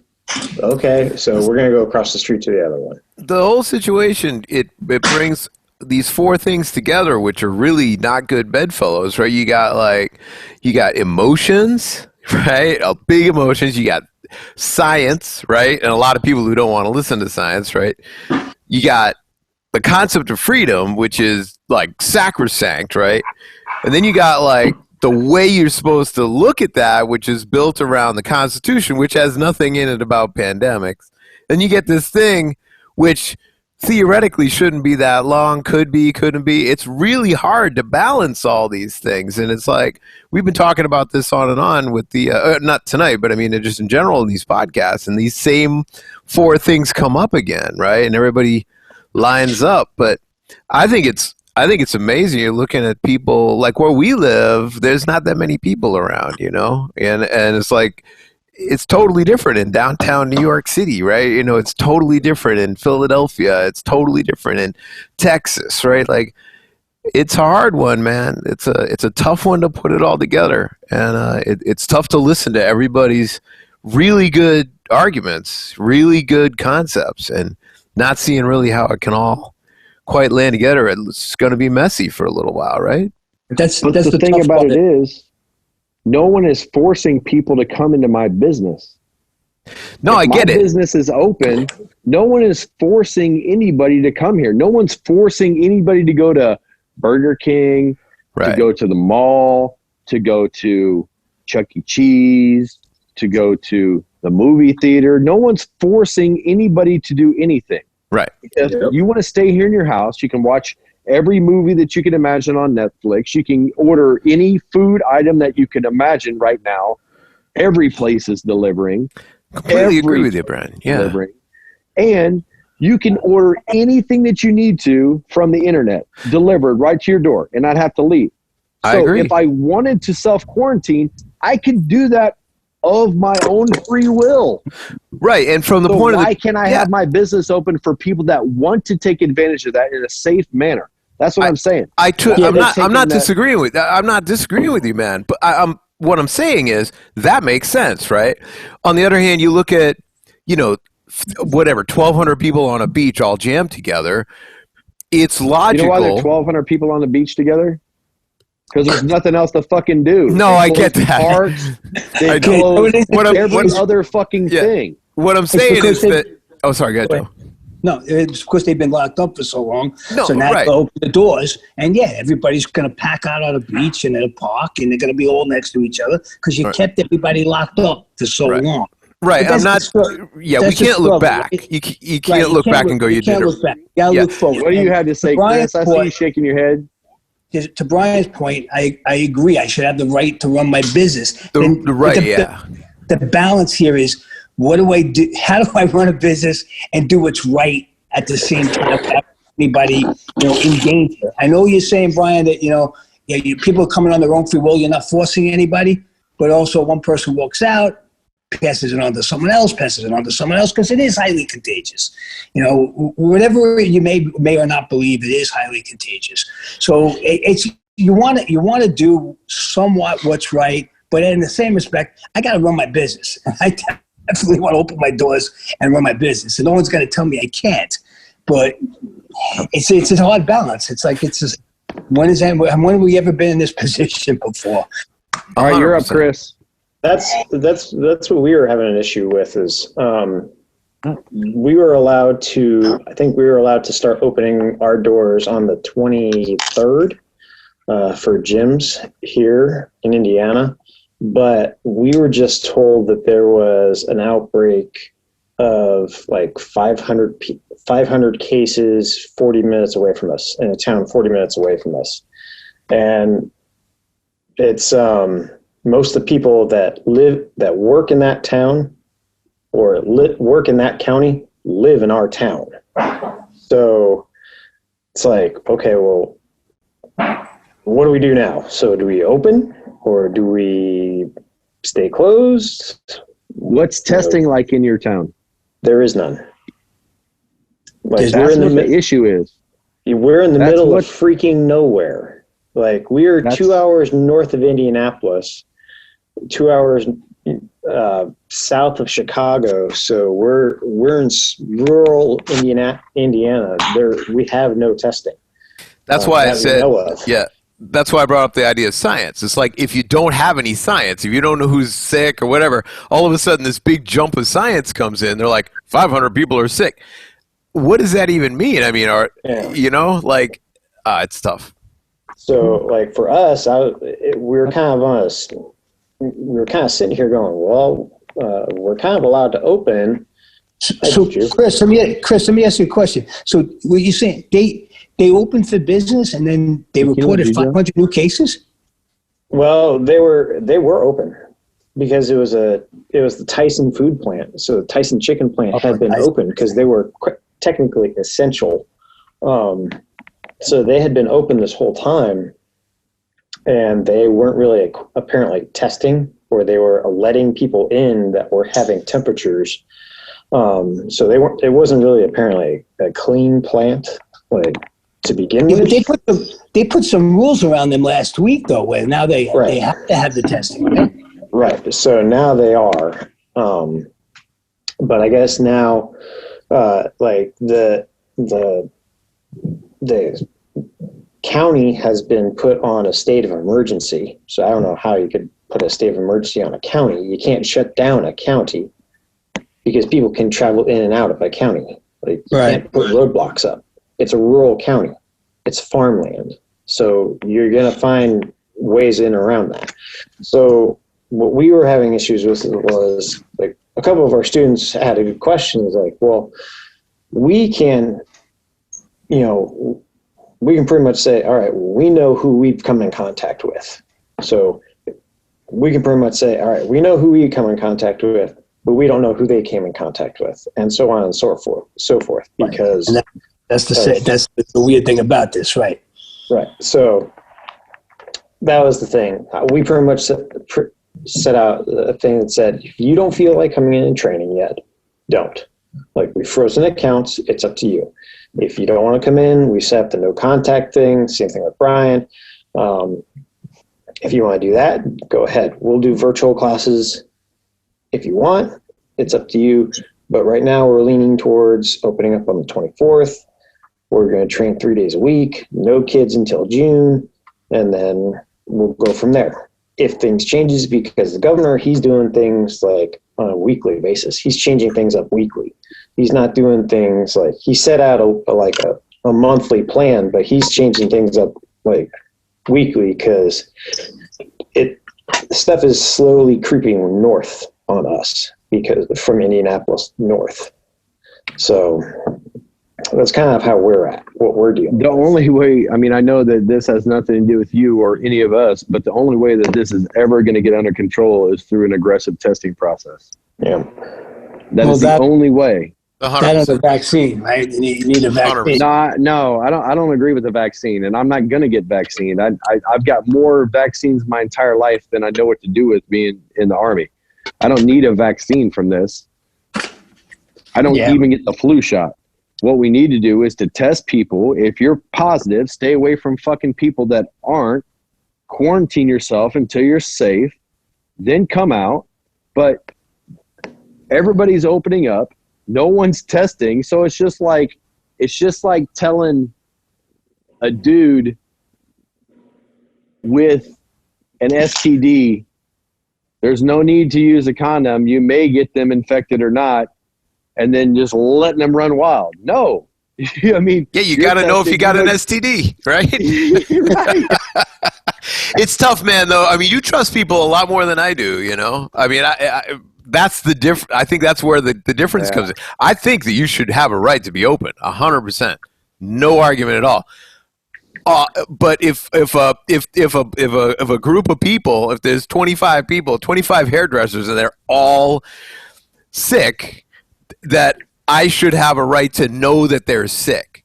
I 100% agree with that. I knew we were going to agree. I mean, it's hard to talk about it, but that's it. I agree with that too. I think we have a right to be open, but I also think we have a responsibility to try and protect anyone. And if spreading this. Yeah, so and if I don't know. Yeah. And, well, the thing about it is testing, yes, but Joe can tell me, Chris can tell me, George can tell me. You know, you guys know every single one of your students or your customers. You know them. There's not one of them that you're like, hey, who is that? I've never seen him before, you know? Or have random people in there just doing jiu-jitsu like, oh, hey, man. Oh, yeah, I'm just swinging through, going to stop in for a week. You know, we know all of our students. And if our students can be honest with us and we can be honest with them and we can have an honest conversation, then we should all be able to be safe if you don't have the ability to test, like Chris and like Pete was talking about it in Philly. But in my area, and like I said, it's specific to me, but in my area, we've got the ability to test. And if there's any question, go get a test. And if you don't want to take a test and you still want to stay at home, then just learn virtually. And that's why I think the antibody test right now, like right now over here, City MD, we have a place, City MD. I don't know if you guys got it out. I love the antibody test. I'm getting tested tomorrow, like I said. Right. But I love the antibody, both tests. So that way you got a timeline, a common number. Either you did have it or you do have it. And if neither one of those are true, at least right now in this instance, when you took the test, you do not have it or did you not have it. So let's stay away from people with the possibility that do have it. And then let's get some people. But like I said, until we expand testing, I mean, I can talk till I'm blue in the face because what's happening in my area is not happening in other people's areas. Right, so, I mean, which is so unfortunate for people. You also have to trust that the person who says I'm clean is clean, and that's a toughie, you know? That is a toughie. I mean, how many times, we've all taught kids, right? We all teach kids. How many times you get the kid in there with the runny nose and the sneeze and the cough and everything else, and the mother brings him anyway because, hey, it's an hour away from the kid. Yeah. But the thing about it is, I think right now with what we're talking about, I don't think anybody, so here's the reason why I can kind of equate that. I don't have any skin diseases in my gym. I don't have ringworm. I don't have MRSA. I don't have fucking athlete's foot. I don't have nothing because I clean the shit out of that place. So if I don't have people that are training with ringworm, if I don't have people that are training with MRSA, if I don't have training that are already spreading infectious skin diseases, if I don't have that, then my students and I are on a certain level of conversation as that they know what's right and what's not right. How do you know if a test, if you're thinking about taking the antibody test, which I'm thinking about doing, how do you know if it's like a legit test though? You know what I mean? Like there's tests that I've heard are good and there's tests that I've heard are from China and they're bunk. I can answer that right now, which is that the FDA just passed the legit, no matter what, this is the real one. Some of them are, some of them aren't. This one, it happened today. They just announced it this morning. So how do you know what that is? It's brand new, Ben. Wow. It doesn't mean that the other ones don't work. I mean, the one that Brian's getting tested, I'm sure is going to be great. It's like, but if you're sending it off to to a place in God knows where and giving them $160, yeah. Yeah, they tested. It's a fingerprint. And the reason I know that is one of my students, who's also a UFC fighter, Lauren Murphy. Oh, that's bright. Man, I'm gonna have to change that. Lauren Murphy just got tested with it as well. It's a fingerprint for that, and then the nose fucking dipstick for the other thing. Yeah, they touch your brain. Yeah. That's a legit shit there, George. Yeah. Prick your finger and test your blood for antibody. Yeah. Yeah, but it usually takes a couple of days. Every business in the entire goddamn country knows that you got to get the testing going. So pushing really hard to get this, and there's a real one. And like I said, it was announced today, so who knows what's going to happen? But it looks good. Like I said, I have a different look on this, which is I'm self-employed, but right now nobody's making video games. Very few people. So I'm dependent on this job that I have with this college, and they're either coming back, the students are either coming back or they're not. And so like I said, I'm real lucky to have access to some pretty good science because it's international science. And right now I couldn't agree with Brian more. It's about getting tested and people being willing to be tested too, and then people not lying about it. So, but the thing about it is there shouldn't be. So I'm, like I told you guys before, I'm not an anti-vaccine guy. I've been vaccinated against literally everything that I could possibly think of while I was in the Army. So it's not that I'm an anti-vaccine person, but just to get blatantly vaccinated with a vaccine that is brand new and barely tested just because everybody wants a vaccine for this thing, like I don't think that that's going to be the real reason or real answer for this thing, because now you're going to just compound that with side effects and issues that are come up later. But I don't think a vaccine, Brian, I don't think a vaccine, I agree. The vaccine might not be an answer, but the majority, if you're going to take the majority of people out there, they're going to feel more comfortable, and so is the government, is going to feel more comfortable saying you can go back to everyday life if we have a vaccine and you have some sort of a treatment to the disease itself. I mean, they just approved the medication, what was it, yesterday, that the FDA's approved, but it's still not like formally approved, but they put it out there. Right. But I still don't, I just don't have, I have confidence in not getting a vaccine versus confidence in getting a vaccine. Yeah. I mean, but we could put the vaccine over here. I mean, you have the same problem as you had before, which is that what do you want the government to look at your school and say, well, you can't have people in if they're not tested? You know what I mean? It's super complicated no matter what. The thing is, you're a good guy, right? You're gonna be like, no, I don't want people that are, sick to be now in we're here. talking about something completely different. That's what I'm saying. It spirals out, right? Right. Well, I'm saying the vaccine. I agree, Brian. Nobody should tell anybody they have to take a vaccine. But the thing is that the reality of it is, if there's a vaccine, then the government's going to lighten up on all this stuff, and then people are going to go back. People in general will feel more comfortable going back to normal again. I know, as you said before, my school is clean. I clean the shit out of my school. Everything's scrubbed, and I make sure we have no ringworm, none of that in my school.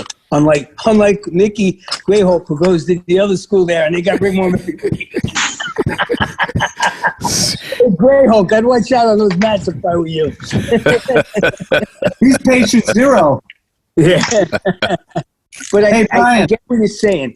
I clean the school, all that. That's our responsibility. I'm just saying, from a business standpoint, for the people who want to come in and get back on those mats again, whatever level they are, they're going to be a lot more comfortable, and the rules are going to lighten up once there's a vaccine or some sort of a medication to treat this thing somewhat. Brian, in the first couple days of you doing what you're doing now, what's like the percentage of people training, like which way? You know what I mean? I mean, I still only have 2 right now, and I just started the second one literally on Wednesday, and I literally only announced it like Tuesday that Wednesday on we were going to start having a noon class, because I literally lost my mind when they said that we couldn't open back up on May 1st. So Brian, when you opened, was it a contact or non-contact class you had? Oh, I got contact right off the bat. And you had how many people showed? 12 people. 12 people first class. Are you limiting the amount of people in the school or no? Nope. Did you do the non-contact classes too? I'm going to start doing that on tomorrow. Tomorrow I start 3 levels of classes 2 times a day. I do a 30-minute virtual class at 11. I do a non-contact class at 11:30, and I do a regular, like I had been doing in the past, 1-hour jiu-jitsu class. So from 11 to 1, I'm teaching virtual, non-contact, contact. Then I'm doing the same thing at 5 o'clock at night. Virtual, non-contact, contact. And the reason that I did that was originally I was going to do it 4 to 6. But I had people contact me and they said, I don't get off work, or I can't train until after 6. Can you make it 5 to 7 instead of 4 to 6? So, I mean, I've got people that are being safe, that want to train, and I should have the right to be able to train them. When you, like, say a month from now, what do you think you're going to be doing? Like say everything, like maybe 2 months from now.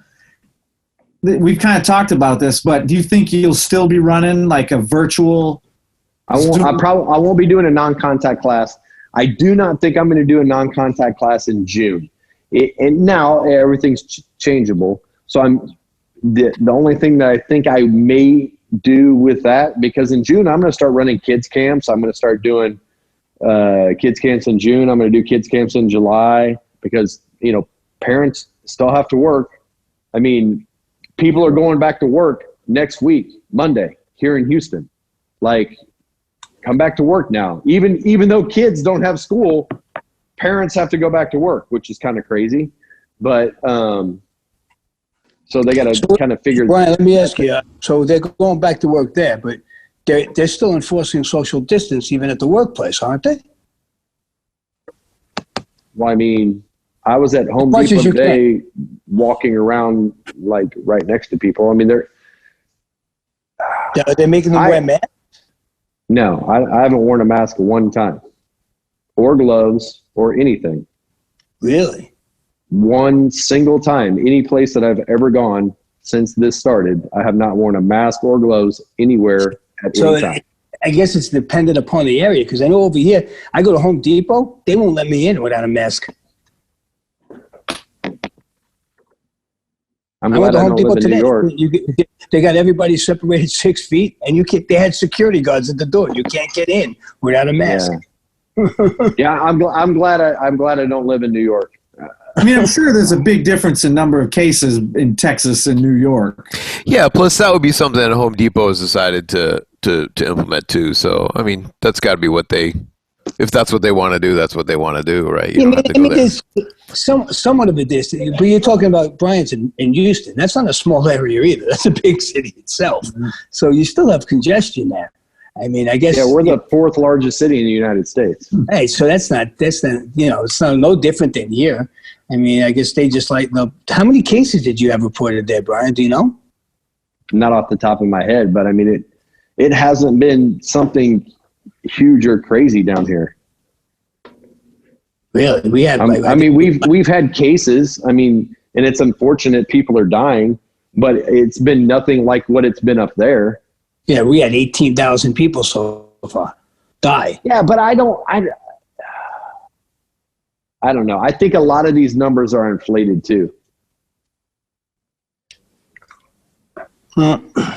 There's reports of that too. I don't know. I don't know what to believe or what not to believe. I got to go with what's out there somewhat. Just to protect the safety of my customers when they come in. Oh yeah, 100%. That's what I'm saying. What I'm doing is for me, and I'm not trying to influence anybody else to do what they don't feel is right for them, but I'm doing what I absolutely feel is right for me and my clients and my students. As I talked earlier, I didn't open up the gym so that way I could immediately be like, look, the gym's open, I'm teaching classes, you're paying tuition or not. That's not what I did. I mean, if people are still frozen this month, they're still frozen this month. People froze last month, they were still frozen last month. I taught jiu-jitsu for free. I mean, I can't pay my rent. I'm not getting SBA. But I've got clients that want to take advantage of my services, and I want to be able to do that. I hear you. I mean, me and Ryan are in the gym. You guys see the pictures. Me and him have been rolling. And part of me wants to just say, fuck it. Let's just get back on the mats. I know there's people that want to come down and get back on the mats. But I just don't know what the right or wrong thing to do is in case, God forbid, something happened, and then all of a sudden my name gets dragged through the mud. Hey, welcome to my brother, king of all white belts, Kyle, who's out in the Navy, out in San Diego, joining us late night. What's up, brother? Yeah, my son hid my laptop somewhere. Waits 2.5 hours to show up. I don't think you're allowed to skip warm-ups until you're a purple belt like me, is what I'm saying. All right? How are you doing, man? Man. I'm doing well. Things are well out here. We went through like a 3-week period where there was a lot of rain. So there was you couldn't even go outside and enjoy yourself isolated. But as of the last week, it's been real nice out here. It's starting to get up in the 70s, mid 70s, some 80s. Go outside. Where do you train at? Outside playing darts for a bit. Still not doing anything. We're still isolated. As you can see, I'm obviously not going to work every day. Where do you train at? I train at Victory out here. They're closed right now, but I train over with Dean Lister and Jocko at Victory MMA. Do you know? I'll ask you in a second when I remember his name. Hold on. Are you getting sent? You're getting sent somewhere, right? Pretty soon, or no? Yes. So I report up to Port Hueneme, California, on July 14th, I have to report there to a CB unit. So it'll be new. I'm used to being with the green side with infantry Marines, but I'll be with the Naval Mobile Construction Battalion 5. Nice. I think that's awesome, but I don't know what you're talking about. Right. So congratulations, or I'm so sorry. Navy builders, Navy construction workers. Are you happy about being where you're going? I am. It's new. It's not the infantry like I'm used to, but it's a new mission. And me being a new provider, my role is different now. I'm not in that initial casualty care like I was when I was with the Marine Corps for a bit. It'll be more of the primary care, taking care of guys that hopefully they're a bunch of jiu-jitsu guys and they're all coming in to see me for preventive injuries and stuff like that. That's what I'm hoping. Do you know who the representative is for the We Defy Foundation out there? It's at that gym. I can't think of his name. I went out there. I went to that gym. I did a seminar at BJJ Revolution down there, but I can't. Cage Salvo? You know Cage? Name sounds familiar, but I'm the main guy there is obviously Jocko's there. He's the big one with Veterans Relations, but so Dean Lister's the head black belt there, and then this dude's like a lower belt. He's a We Defy Foundation rep. He deals with like military and stuff like that. I think his name's Cage Salvo. I'll have to look into it more because I know that a lot of those guys hit the morning classes, and by the time clinic starts for me, there's no way for me to make it over there in time. So I'm usually at the 6:30 class. He's a super cool dude. Yeah, a lot of really good guys there. There's a lot of team guys. Obviously, being close to Coronado here, there's a lot of SEALs that train there, and then, Jocko's there, so they naturally flock to Victory. But Well, listen, now that the white belt's here, this podcast is over. I got to go to bed. I love all you guys. Love you too, brother.